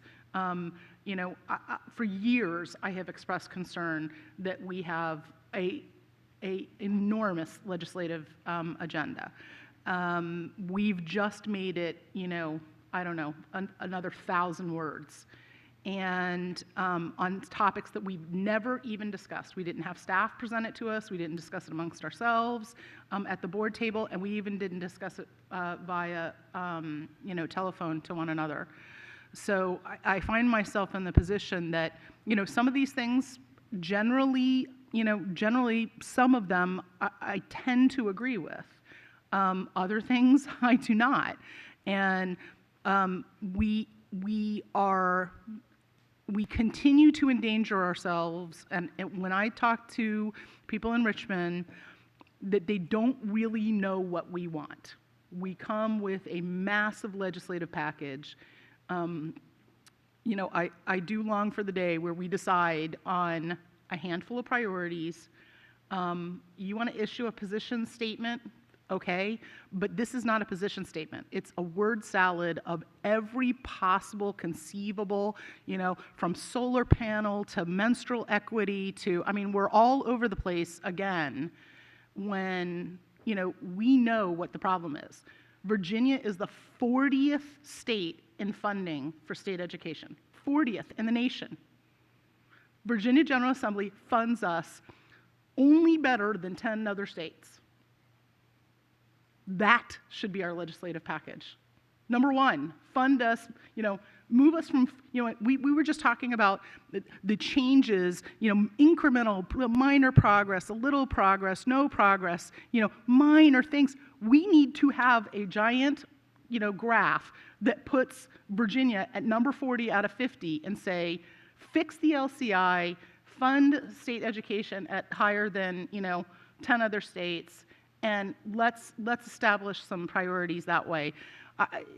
Throwing more on a wish list. How many? I'm sorry. I'm going to ask you, Mr. Malloy. How many sponsors of bills do we have at this point? You don't have any sponsors because you haven't adopted your program yet. I wouldn't advocate based on the program until it was adopted by the board. Have we curried the favor of people who are interested in sponsoring bills on this? There are a number of people that we would talk to based on what's here. All right. Well, okay. I'm going to abstain from this package. Thank you, Ms. Schultz. I have a go back by Ms. McLaughlin, but I believe that there are other people at the table that want the opportunity to speak, and that includes myself. So first off, Mr. Malloy, thank you very much for all of your excellent work on this, and I want to add some clarity to this. Because if I remember correctly, you came to us 2 weeks ago with the initial program. We had quite a bit of discussion that evening. And then we all came to the table at a work session on, was that October 14th, sir? Yes, October 14th work session. Okay. And the way that we look at this is our overall legislative program. And then on top of this, do you plan on putting a legislative priorities, which will summarize our top priorities, similar to, and I share Ms. Schultz's prioritization, which our number one prioritization should be to increase the level of funding from the state to the local level for student achievement. Is that correct? The priorities documents, both on the state side and the federal side, are already attached to this agenda item. So there's a one-pager on this for the state, and there's a one-pager for the federal. And the state priorities does focus primarily on funding issues.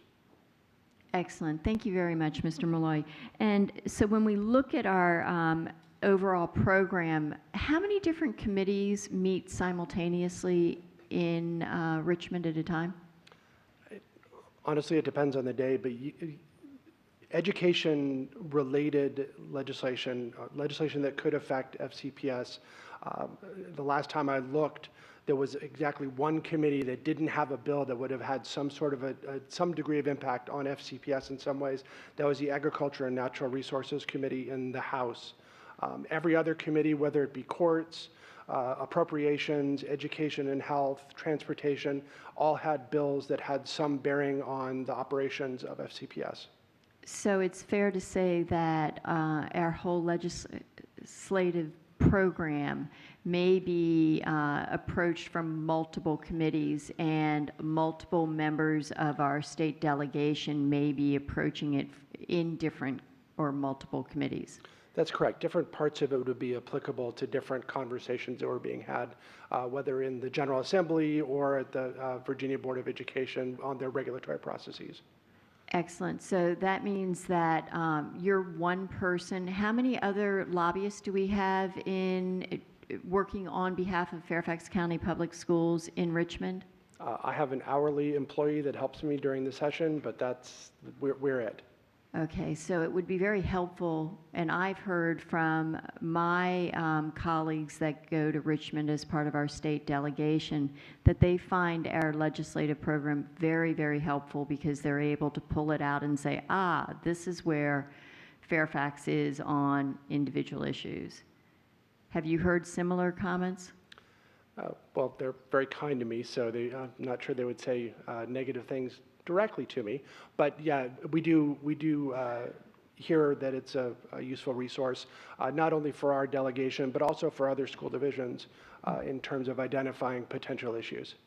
Well, I can promise you, even my most critical members of the state delegation are actually very favorable about this document, so I appreciate it very much. I did want to encourage my colleagues to adopt the omnibus motion because I think it is a very thoughtful product, and it is one which is, I'm just really proud of the work that you, Mr. Malloy, and working with Mr. McElveen and Ms. McLaughlin have put all this effort into really pulling together a comprehensive program at an earlier stage than we've done in the past so that we are able to get our package to the state policymakers as early as possible so that they can meet the drop date for new legislation. What is the drop date for new legislation? So obviously you have an intervening election on November 5th, but the first date that legislators can pre-file legislation is November 18th, and that pre-filing window closes by December 5th. Excellent. Well, colleagues, the amendments that I have suggested that are now included in this omnibus are all topics that I brought to you in the past, not only on the 14th, but prior to that. And so I would encourage you to adopt this program. And I want to thank Mr. Malloy again and Mr. McElveen and Ms. McLaughlin. With that, I now have Ms. Derenak-Kofax who would like to speak, followed by Ms. Keys-Gamara. And then we have a go back by Ms. McLaughlin. Thank you, and thank you for arranging it this way, Ms. Corbett-Sanders. I think this was an excellent way to get everything organized. Mr. Malloy, thank you for all of your help in talking us through and talking us from ideas to ways to implement these into amendments. I do want to also thank Ms. Evans for your conversation and for working on several of these amendments, 6 and 7, and working with me extensively on number 10 to get that out there. As Ms. Evans mentioned, specifically, I'm speaking to number 10 now, our SLIFE, we call them SIFE, SLIFE. I think SLIFE is better right now because it's students with interrupted or limited education, limited formal education. We see Ms. Evans, Ms. Corbett-Sanders, all of us see, but we see these students come in great numbers in some of our schools in the districts we represent. And when you have students who are 16, 17, and 18 coming with limited and interrupted formal education, and they are coming in at an age where they are in 9th, 10th, 11th, senior year, they have unique intensive needs. Some of them have very little numeracy skills. They are not very literate in their home language, and most of them are in need of English language skills. So we want to, of course, put them on the best road to graduation, and we don't want them dropping out. So what we really need, though, in order to do this is to have a statewide definition for these students so we can be systematic in finding the best way to meet their needs. And so that's what number 10 is about. And also, I do want to thank Ms. Evans and Ms. Hines for putting up the information, the amendment about the school rating services. Inaccurate, causing reputational risk, not, as Ms. Evans mentioned, not even recognizing the intense rigor of our IB programs and stating that schools that have these course offerings are not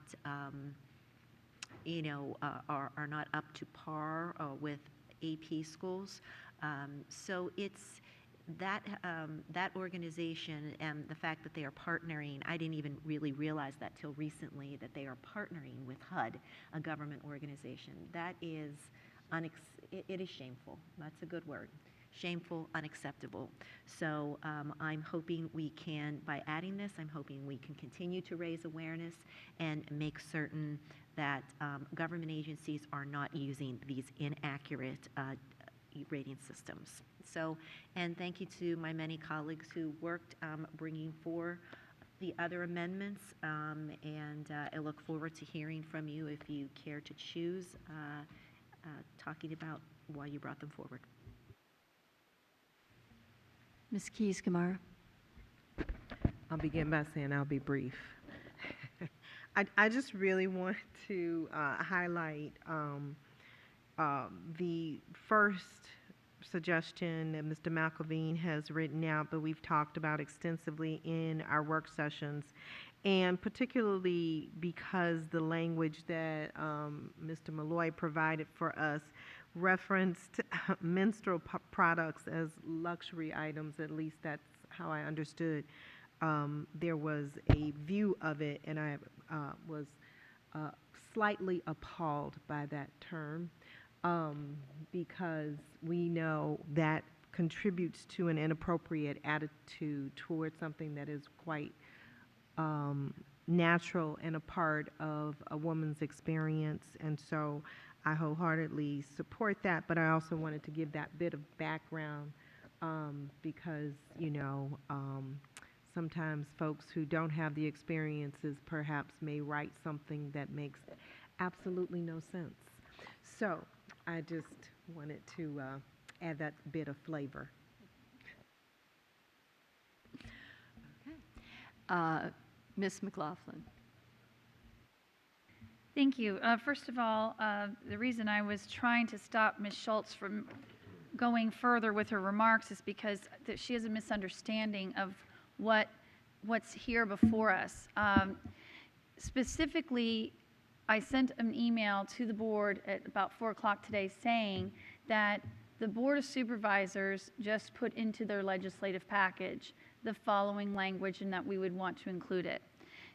When I conferred with Mr. Malloy, he explained that the second part, where it starts with e-cigarettes, and perhaps that must be the incendiary language that Ms. Schultz is referring to, because the first part, which in my motion, my second motion, I very clearly said to everybody sitting in this room and on television that starting with e-cigarettes portion, that's from the health department's paper.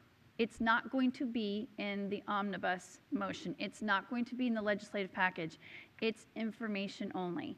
If Ms. Schultz thinks it's incendiary, Ms. Schultz should go talk to the public health department. But it's not going to be in our legislative package.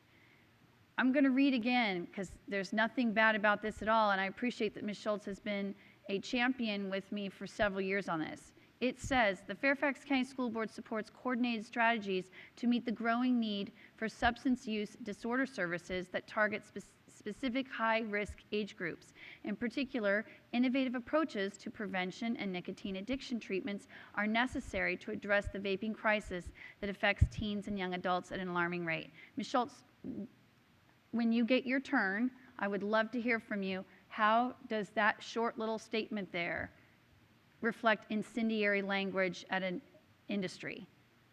So I just wanted it corrected for the record that that's all that is. The Board of Supervisors are including it in their legislative package, I think because we want to be a leader in the Commonwealth. I recommend that number 11 be accepted by this board and that it will be beneficial for having a leading voice on something that tragically is affecting our youth here in Fairfax County. The second thing is that I wanted to ask Mr. Malloy, I do share Ms. Schultz's concern that while what we have before us is our legislative program amendments, not our priorities page. And I do like that we have the priorities page, and that's good. But the program part, I do think it's important that the 12 of us, this is coming from the board. And to my colleagues, we're all pressed for time. So we all turned around and submitted these within probably the last 24 to 48 hours, or many of them did show up because I saw the emails. So I do want to make sure Ms. Schultz knows, to my knowledge, no phone calls were done because I didn't get any either. People just sent them and said, here's what I'm adding in. But so to Mr. Malloy, time frame wise, the board is meeting in 2 weeks. And then we do have our legislative briefing with the state delegation on November 25th, I believe it is. So would there be a problem if this board wanted to postpone the vote to our business meeting 2 weeks from now so that we'd all get a chance to digest and reflect and ask each other questions about these 11? Or what's the time pressure for tonight? That would entirely be at the board's discretion. It doesn't present a problem from your standpoint of if we pass it in 2 weeks, it doesn't affect our ability to have a voice in the upcoming General Assembly, or is it? What it would do is it would shorten by a couple of weeks, to Ms. Schultz's question earlier in terms of lining up bill sponsors. It would just shorten the window of time that we would have to go to talk to individual legislators on particular pieces that were in the program. You wouldn't want to presuppose that language in the program was the board's final action until the board had actually taken final action. So it would just postpone those kinds of conversations for a couple of weeks and would push you closer to that pre-filing opening date for legislators. Right. So there's 2 ways with that. One is that we press forward and do what we can tonight. The other option, technically speaking, is board members can be taking these issues to individual legislators and saying, yeah, this hasn't been finalized, but this is where we're going with this. Because to my knowledge, delegates and senators don't necessarily always put forward language just because a full board has said this is what they want. They'll do it just because they've got any number of constituents interested in it, correct? Or a single constituent, yes. They will. Yeah. Legislation is based on all kinds of different factors. Mm-hmm. So I haven't given up my time yet, but did you want to weigh in, Dr. Brabrand? I do want to just share with this board, and Michael Malloy, as you already know, does an amazing job. When the Fairfax County Board speaks, people do listen in the General Assembly. As far as the timing, that's ultimately the board's decision. But I don't want to underestimate for you that the board making a decision and improving this legislative agenda is impactful for what Mr. Malloy does in Richmond. The timing is your decision, but the impact of what you all approve as a board is very powerful. Okay. I just felt it was really important to have that clarity in terms of bringing all this here. I will say, for me, trying to read through, some read very clear and it's easy to understand what we're asking, and as board members we've talked about some of these things, but in particular I did want to ask Ms. Hines, number 8, you had added language that's underlined, and I was just trying to understand exactly how that changes what is in the program right now.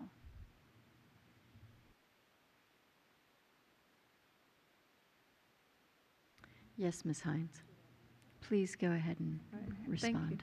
Thank you. Yeah, thanks for asking. So I think what this does is add explicitly the idea of background knowledge bias within the tests themselves, and trying to do this with enough shorthand so that Mr. Malloy feels free to use it flexibly at the time. My understanding of what this part of the legislative packet does is that it just supports a comprehensive review, and I'm guessing we're talking about a JLARC kind of study of cultural bias? Is that what we're thinking? It could come through JLARC, but JLARC studies typically have to be done through legislative action. This could also be done, I think that the Secretary of Education has developed a couple of work groups that may pick up some pieces of this conversation in terms of the overall review of standards and curriculum and the possibility of cultural biases. Right, and there is a specific conversation going on right now about the importance of background knowledge to learning and to reading comprehension in particular. And it's a conversation that I'm following because I teach reading to fifth graders, right? And we're still, and I don't want to spend too much time on this tonight, but we're still kind of in the reading wars, you know, the phonics versus whole language and balanced literacy versus this sort of content knowledge background way of looking at it, brain science kind of way of looking at it. And I'm not a soldier on anybody's side of that war, but what I have become convinced of is there's a national conversation about on tests when you have, and I did send around an example from the 2015 fifth grade reading SOL release test from Virginia. If you look at the passages on that test, they are about content that is that definitely advantages some kids and disadvantages others when you recognize the great importance of background knowledge to reading comprehension. It's significant. It's the most important factor in reading comprehension. So, for example, it would be like if I took a reading comprehension test and all of the passages were from a third-year medical textbook. I'm a good reader, but I can't show that if I cannot connect to the background knowledge. So when you have a test that has, you know, a fictional story about kids at a summer sleepaway camp, and nonfiction stories about topics that some kids may be exposed to, but some kids not, you know, kids whose parents take them to the aquarium and on field trips have exposure to things that other kids do not. So the idea, and there is, I think that it's a good thing to study specifically when we're studying bias in general in our curriculum and our assessments. There are states that have targeted this issue particularly, and I'm thinking of Louisiana, which has gotten a waiver from the federal government to pilot reading comprehension tests that only have in the passages content that has been taught in school, and that levels the playing field. So in other words, if you have a story on a reading test, it is set, you know, historical fiction at Jamestown, because every kid, at least in Virginia, that's what you would do, because every kid knows about Jamestown. So it's leveling the playing field when it comes to background knowledge. And I just think that's something, when I have spoken to officials in Virginia, and I spoke to the Secretary of Education over the summer, I asked him, I said, you know, this is an issue, and it seems to me that we are not robust in how we review all kinds of bias in our state tests. We're just not doing it. And so, you know, I want us to, now, I would like us to be advocating that the state at least look at that as an issue in our tests. Does that help at all? Absolutely, and I really appreciate how you broke it down and helped explain it. And I will just let my colleagues know that I'm looking up right now, and Dr. Brabrand's not here. I don't see Dr. Duran either. And I think what it would have given me more comfort as a board member, because Dr. Brabrand said it best. We're the largest school system in the Commonwealth of Virginia. And when the board, Fairfax County School Board, has in its legislative package, or in our program, which I'm fully supportive of having a robust package so that they can look at it on any given issue. When you have a General Assembly that's still an agrarian model of meeting 6 to 8 weeks a year, it's a flurry of bills. And so we have to have something that's very comprehensive, they can reference it. So I'm in support of that. But to me, with 12 board members, with 12 good intentions, we would have benefited from just having staff who are supposed to be the instructional, operational experts to say, for example, Dr. Duran could have spoken to Ms. Hines' thing as well. She was eloquent as a teacher, but he could be here and saying, that's a best practice. You want to have that in there. That actually makes you all look like a 21st century knowledgeable board, to have that in your legislative package. So I know that people are worried about postponing this for 2 weeks, and then, where does this put us into the queue with, but I guess I will just say that I don't like the idea that we've got 11 good things here. Some are clear, some are maybe a little more unfamiliar to us, and either the balance would have been for the superintendent and his leadership team to say to us, we've read through these 11, we think they all reflect best practice, and would be supportive of seeing the board put these in there. But right now, I feel like that, so if it was just a matter of you filed it, it got in, and what if it turns out that any one of us are putting something forward that really isn't best reflective of. So do you want to pose a question to Dr. Brabrand, since he's now returned to the table, as to the various amendments that were presented? And I understand they were actually drafted by Mr. Malloy. Well, I appreciate Mr. Malloy is a lobbyist. Mr. Malloy is not a superintendent or a chief academic officer or chief equity officer or instructional superintendent. So my whole point is, maybe Mr. Malloy, you might be able to help, not just for me, but anyone in the public who's watching this, or maybe some of my colleagues sitting up here. When you draft these, do you run them by the superintendent and his team to say, do you have any instructional concerns with this language, or are you just trying to help us? And it's incumbent on, then I would say, Dr. Brabrand may not like this, but he is the superintendent. If we've proposed any amendments that he says, I don't think that's taking us down the best path as a division to have that language in the legislative program, someone has to be providing, in my mind, the educational expertise to well-intentioned board members. But we need to know, did every one of us propose something that was in line with being best for the division and perhaps best for the Commonwealth? Part of my role is to take requests from board members and other, to aggregate them into legislative language. Part of the process of creating legislative language for your program is I do confer with instructional staff, with operational staff, based on what is being asked of what questions you're asking us to include as part of the program. The language, just as an example, on the SLIFE students, that went through multiple iterations. Dr. Duran and I worked back and forth in terms of kind of making that language fit what the national discussion on SLIFE students looks like. But it went through multiple iterations so that we got the language correct in terms of what we're asking the General Assembly to consider. So that every one of these, with the exception, I think, of the last one that you brought, however, that one has come through the county, so that's gone through its own process. It does go through a conversation with varying degrees of specificity, but it does go through a conversation with instructional and operational staff.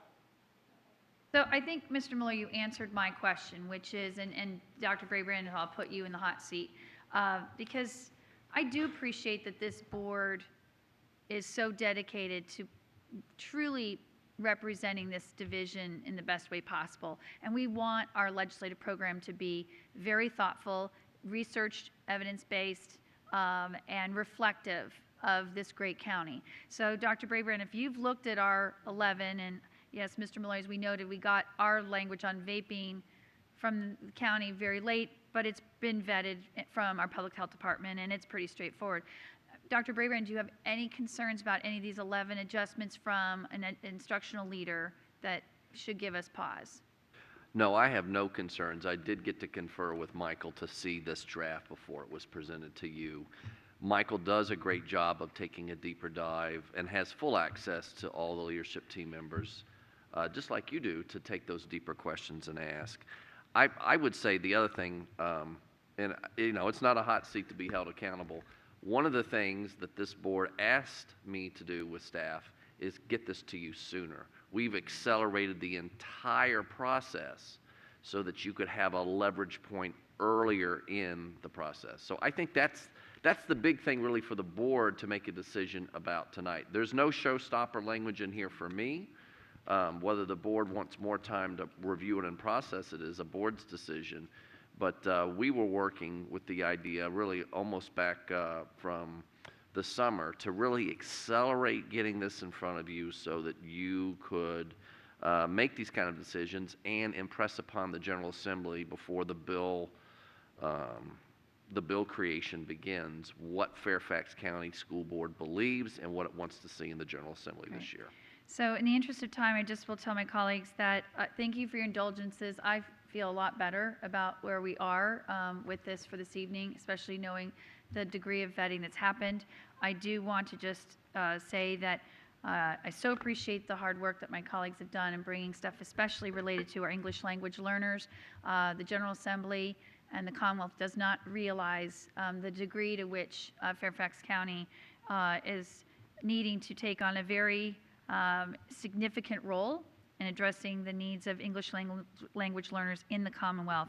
And then finally, Ms. Hines, as a native Californian who grew up with solar energy since I was 7 years old, thank you for being a really powerful voice on this board for our efforts to be more environmentally sound in our practices, and just appreciate that very much. So I will support this tonight and feel comfortable with the answers that I received. Thank you, Ms. McLaughlin. Ms. Schultz. I just want to go back to what is posted to be explicitly clear about my concerns about what I heard from what is posted on board docs. Excuse me, Ms. McLaughlin, I have the microphone. Ms. Schultz, please continue. Though e-cigarettes became popular because they have been considered less harmful than regular cigarettes, the recent discovery of severe respiratory illness in otherwise healthy young people is a deadly complication of vaping, has raised alarm throughout the U.S. This is posted on our board docs. This is the language. Staff didn't pull it off, Ms. Schultz. I've now said it twice tonight, and you're choosing to ignore what's actually been told to you. Ms. McLaughlin, this is not how Robert's rules work. And I'm a little exhausted that it seems like every time I have the microphone, I have a colleague wanting to talk over me and wrestle away Robert's Rules of Order. Ms. Schultz, my please continue. opportunity to speak is now, and I am saying that this was what was posted publicly and is still posted publicly I'm looking at it on my board docs. So if it's refreshed, that's fine, but this is the problem of late additions and never having a work session and this kind of information being, ham-handed. Every other time that we do something like this, we are told, oh, no, you didn't do your homework, you didn't have the conversation earlier, you didn't work ahead. But all of a sudden, when it works to someone's advantage to put something like this in, this went out. People saw this. And this is the type of thing of late additions. And this is not the only one. There are other concerns that I have throughout this. But this type of approach of a legislative package that everybody decides at the last minute that they want to have their, word salad put into this is where we are not strategic as a board. This is where we go off-roading, and we go off-roading in a Prius, and we get stuck. If we stayed within our lanes and focused on student achievement, driving money from Richmond to us, because we already fund at 72% of our budget, which is 53% of the county's budget, the majority of our school budget comes here locally. But the next biggest part, 88% of our budget, is made up of local property taxes and the money that rubber bands back to us from Richmond. 17 cents on the dollar makes its way back from Richmond back to us. We fund the rest of the state. So we have to be expressly careful around the money, the 40th funding in the state, and we're not getting, the slice. It's going around to the rest of the state about what our priorities are. And we made it worse tonight, not better. This isn't more strategic. This isn't more thoughtful. This isn't better governance. It's worse. And the conduct here at the table, when I merely point out what was posted publicly today as a last-minute ad, amongst the many other things, is exactly why this is not a strategic way to govern and lead a $3 billion entity and have productive conversations with people in Richmond about how to better fund our schools, how to take care of our teachers, how to get class sizes down, how to get 22,000 kids out of trailers. And this is not it, so I'm still abstaining. Madam Chair, call the question. Thank you. Second. Seconded by Mr. Moon. All those in favor of calling the question? That's Ms. Evans, Ms. Keys-Gamarra, Mr. Moon, Ms. Derenak-Kofax, Mr. McElveen, Ms. Palchik, Ms. Hines, Ms. Corbett-Sanders. That motion passes. Still take the nays. Okay, nays. Those opposed? Mr. Wilson, Ms. McLaughlin, and Ms. Schultz. The motion still passes. I'm going to ask the favor of the board that we do not read the full motion again and instead just call for the vote. The motion before us is on the screen, and all those in favor? Ms. Hines, Ms. Palchik, Mr. McElveen, Ms. Derenak-Kofax, Mr. Moon, Ms. Keys-Gamarra, Ms. McLaughlin, Ms. Evans. Those opposed?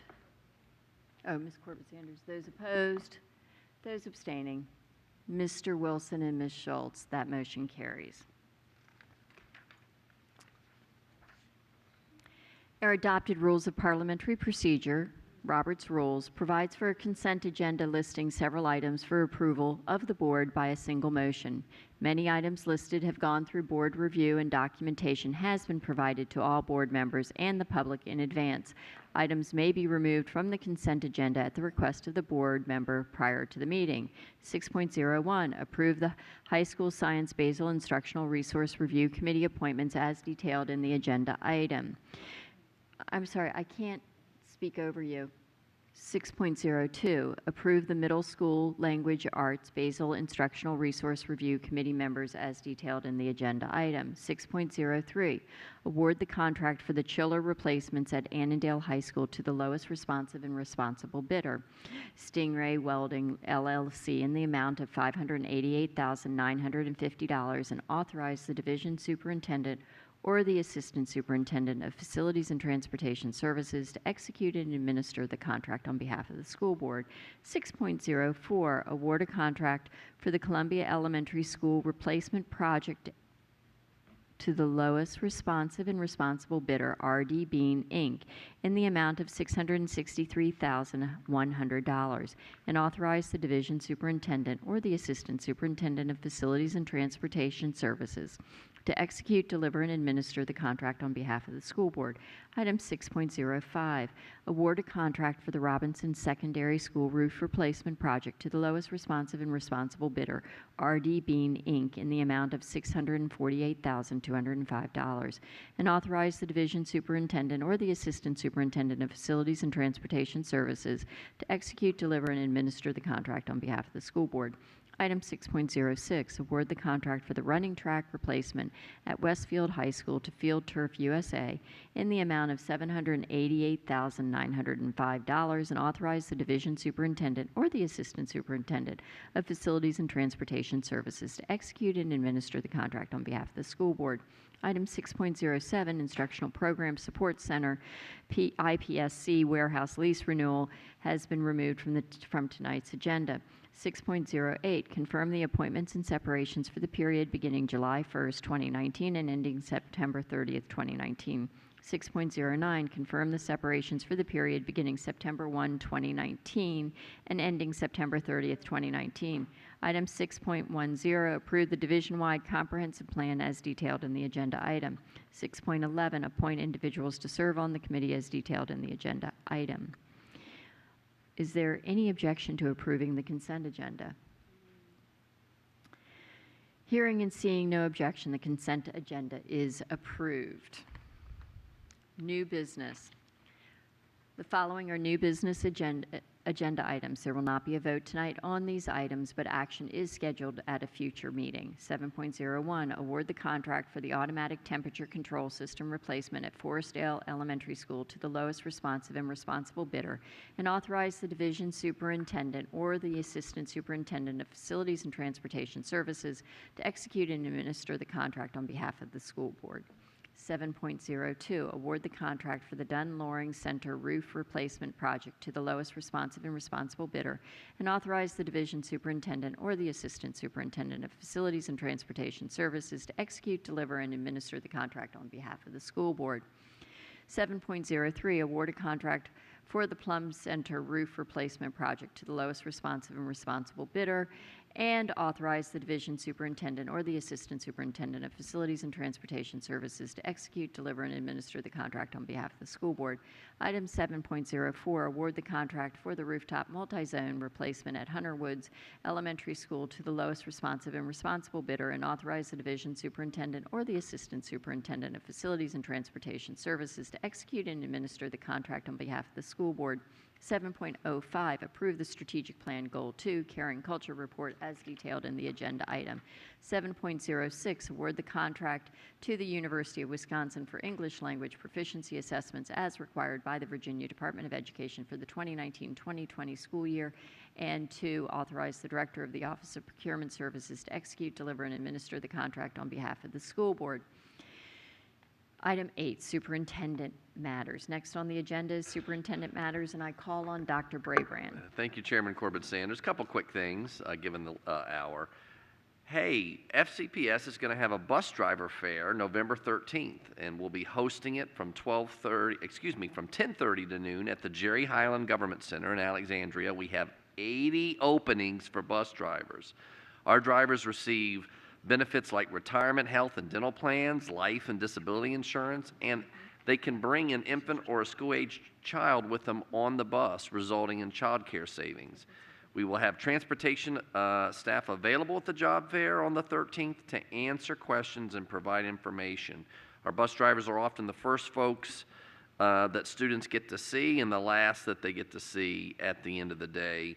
We really encourage folks in the community to spread the word. November 13th, the Jerry Highland Government Center in Alexandria from 10:30 to noon, bus driver job fair. Come on out. I had a chance yesterday to do the first ever, I think, county executive broadcast with the superintendent. The county executive communicates with the county employees monthly through a podcast and then puts it out. This will be going out on November 1st, and it goes out to employees but also residents. And this podcast we just completed, we talked about the budget, we talked about strategic planning, we talked about the census, winter weather, and it'll be available on November 1st. Look for it, and when it is, I'll share it in the Brabrand briefing. And then many of you know that Washington Nationals are in the World Series. Mr. Moon, I know you know that.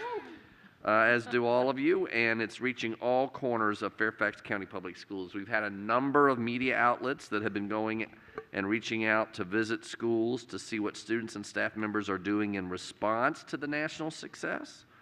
And our students and staff are very excited. We're all, frankly, very excited to see our hometown team in the World Series, and look for additional media stories with our students and schools celebrating Nats fever here in Fairfax County. So go Nats. Thank you, Dr. Brabrand. Next on the agenda is board reports, and I call on Ms. McLaughlin for a skipped committee report and Ms. Keys-Gamarra for an update on the audit committee. Just briefly, the skipped committee met on September 25th. There were two presentations. One had to do with the endorsement for the School Readiness Resource Panel recommendations. This is going to be also presented to the board at an upcoming work session. So we'll be able to go into that in more detail, but again, it has to do with the SCIP's efforts along with the county and the school system to improve early childhood education access. And then the second item that was presented to SCIP had to do with our behavioral health systems of care blueprint, where they were requesting endorsement for funding requests. to the county executive for inclusion in the upcoming budget with $150,000 for Family Support Partner Program and $125,000 for evidence-based practice training for behavioral health care providers. And both of those requests were approved by the SCIPT committee. And again, the SCIPT committee doesn't have any funding authority. They're just making recommendations as a task force that involves both county and school staff and leadership. And then during announcements, I did raise the issue of vaping among students, and that the Healthy Minds Fairfax would be an important arena for us to be looking at how the county as a whole, both schools, public health department, and the board of supervisors look at not just the root causes of use, but also a comprehensive approach. And so that will be something we'll be talking about at the upcoming SCIPT meeting. Thank you, Ms. McLaughlin. Ms. Keys-Gamarra? Yes, Madam Chair. The Audit Committee had their first introductory meeting, which provided an overview of how the Audit Committee will be functioning this coming year, as well as what questions will be addressed. And it was a short but sweet meeting, and we go more into the meat of things for next month. Thank you, Ms. Keys-Gamarra. I now call on Ms. Schultz for board matters. So just a few quick things. I had 2 series of community office hours. I want to thank actually not only the parents, but the employees who came out both Monday morning and Monday evening at the Burke Library. I'm grateful for the time that I spend on one-on-one. That's one of my engagement paths. I also have citizen town halls, which will be scheduled coming up a little bit later in the fall. My student town halls start on November 13th. I'll be at Robinson, and at November 15th, I'll be at Lake Braddock. So I look forward to starting those up. And most importantly, I see Mr. Thompson in the back. I'm going to give him a little shout out. As you do your civic duty, maybe you're voting early, please make sure you vote for the school bond. We need that for our $1 billion 30-year backlog, our 800 trailers, our 22,000 children going to school every day in trailers.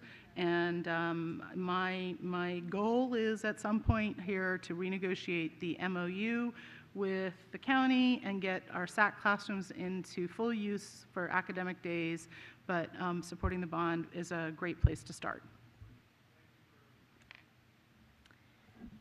Mr. McElveen. Thank you, Madam Chair. The past couple of weeks have been a bit of a blur, but I did have the opportunity to ride in the Hayfield Homecoming Parade, as you heard earlier today, with Ms. Darnat Koufax, and I think she threw more beads in the sewers than I did, but it was enjoyable to be part of that community. Enjoyed also going to the Lee High School homecoming game that evening, as well as playing in a charity basketball game at Marshall High School. We had Jeff Litz and a whole crew of FCPS teachers out there playing against the Harlem Wizards, and let's just say that they won, but it went to a good cause for the all-night grad party at Marshall.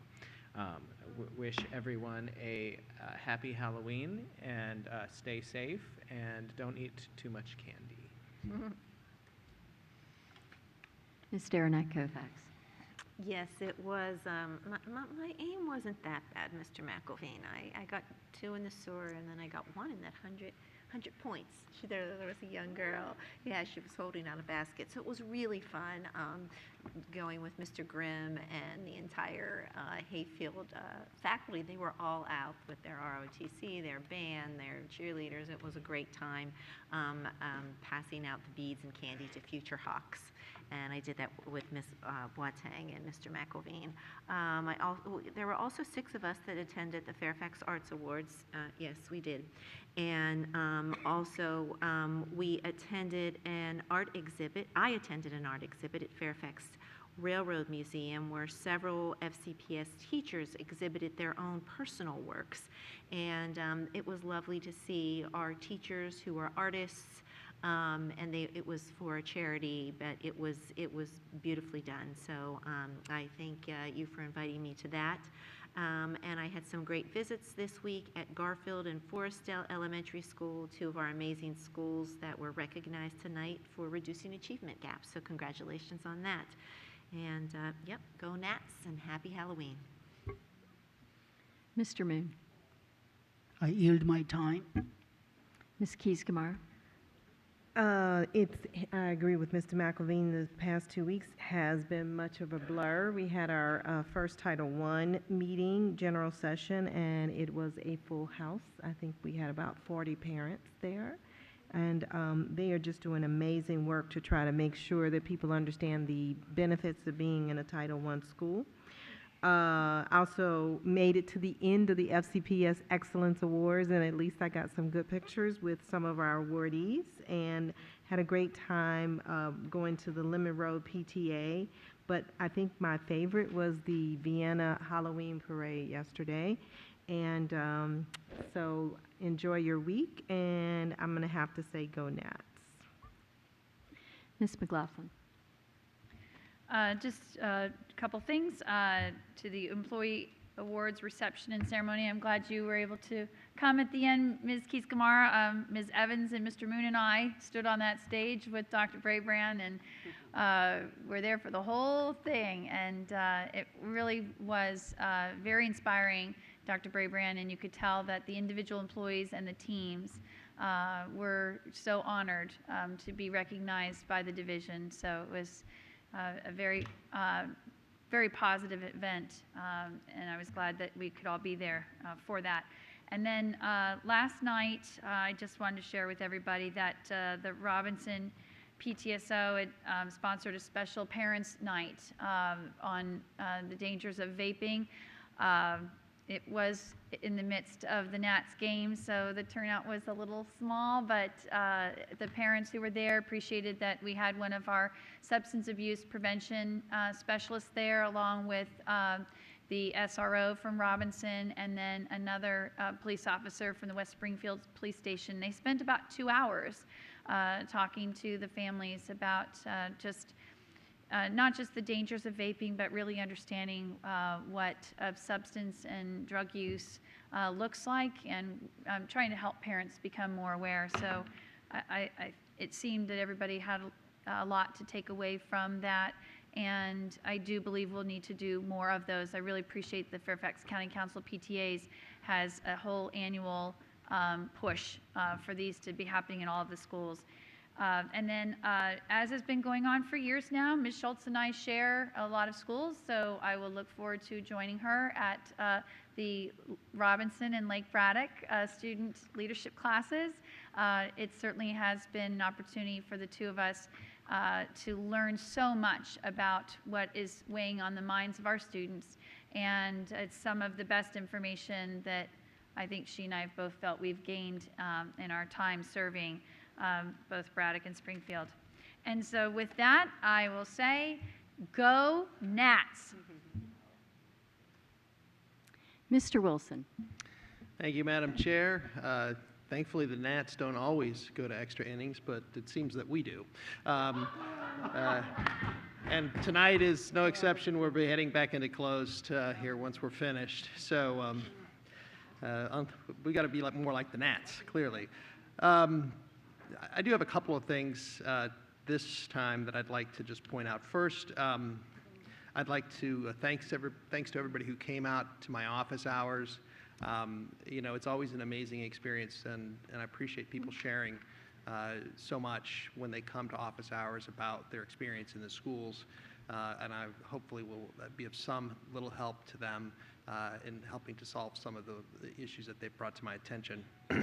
I'd also like to thank the many seniors who've volunteered and got their service hours helping me over the last several weeks, especially volunteers from Westfield High School and Centerville High School and Oakton High School. So that's been a great blessing to be meeting all of those seniors, and thank you to all the teachers who are advocating for volunteering with the school board representatives that are running.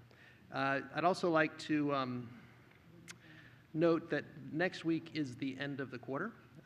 So once again, the seniors have to get their applications in at the end of the month, get their college apps in, and so good luck on all those exams and try to get a few hours of sleep. It's going to be a very busy week for you. Thank you to all the folks that I met at Centerville Day. It was a beautiful day, and it was well attended, and it was a really wonderful turnout. And my dog won most diverse dog. I'm not sure what that means, but my dog won the diversity award, which I thought was wonderful, and my son was pretty excited about that too. And last but not least, this week we have a special classic battle between cats and dogs. This Friday night, the Westfield Bulldogs will travel to Centerville High School and take on the Wildcats there in a big game. Both teams are very good this season, so good luck to both teams. This Friday, I hope to get out there myself. Thanks. Thank you. Just a couple of things. I want to thank the Children's Science Center. They had a wonderful luncheon today where they talked extensively about the support that they provide to the Title I schools in Fairfax County.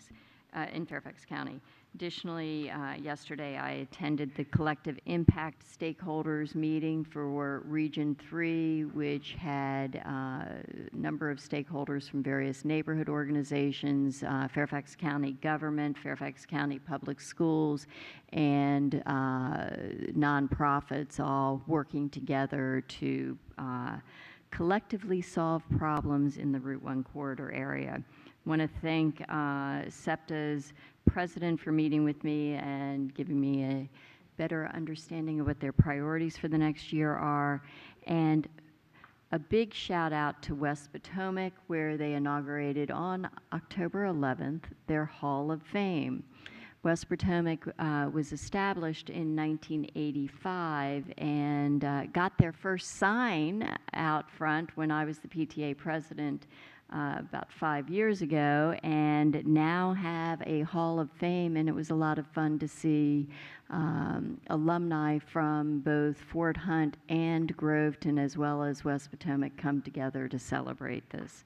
And looking forward, we have next Wednesday the principals and librarians dinner to celebrate all the good work that they're doing. So I look forward to that. And with that, I will make the motion. Or Ms. Corbett-Sanders, I apologize. I just have a quick comment. I was away for my turn, if I may. Oh, please do. Thank you. Very, very quickly. A lot of things happened just last week, from Edu Futuro to our Joint Environmental Task Force, cherry blossom plantings, and electric vehicle showcase.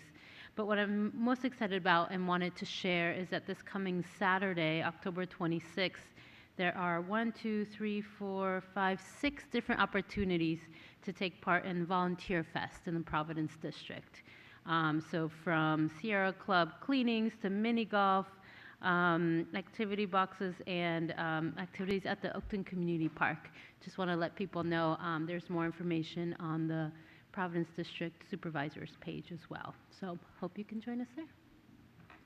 Thank you, Ms. Palchik. The board will now make a motion to go into closed meeting to discuss and consider disciplinary and other matters concerning one or more students pursuant to Section 2.23711A2 of the Code of Virginia. Do I have a motion? Motion made by Ms. Keys-Gamarra, seconded by Mr. Moon. All those in favor? That's Ms. Schultz, Ms. Hines, Ms. Palchik, Mr. McElveen, Ms. Derenak-Kofax, Mr. Moon, Ms. Keys-Gamarra, Ms. McLaughlin, Mr. Wilson, and we have Ms. Evans has left for the evening and Ms. Strauss is not here. So we are now in closed session.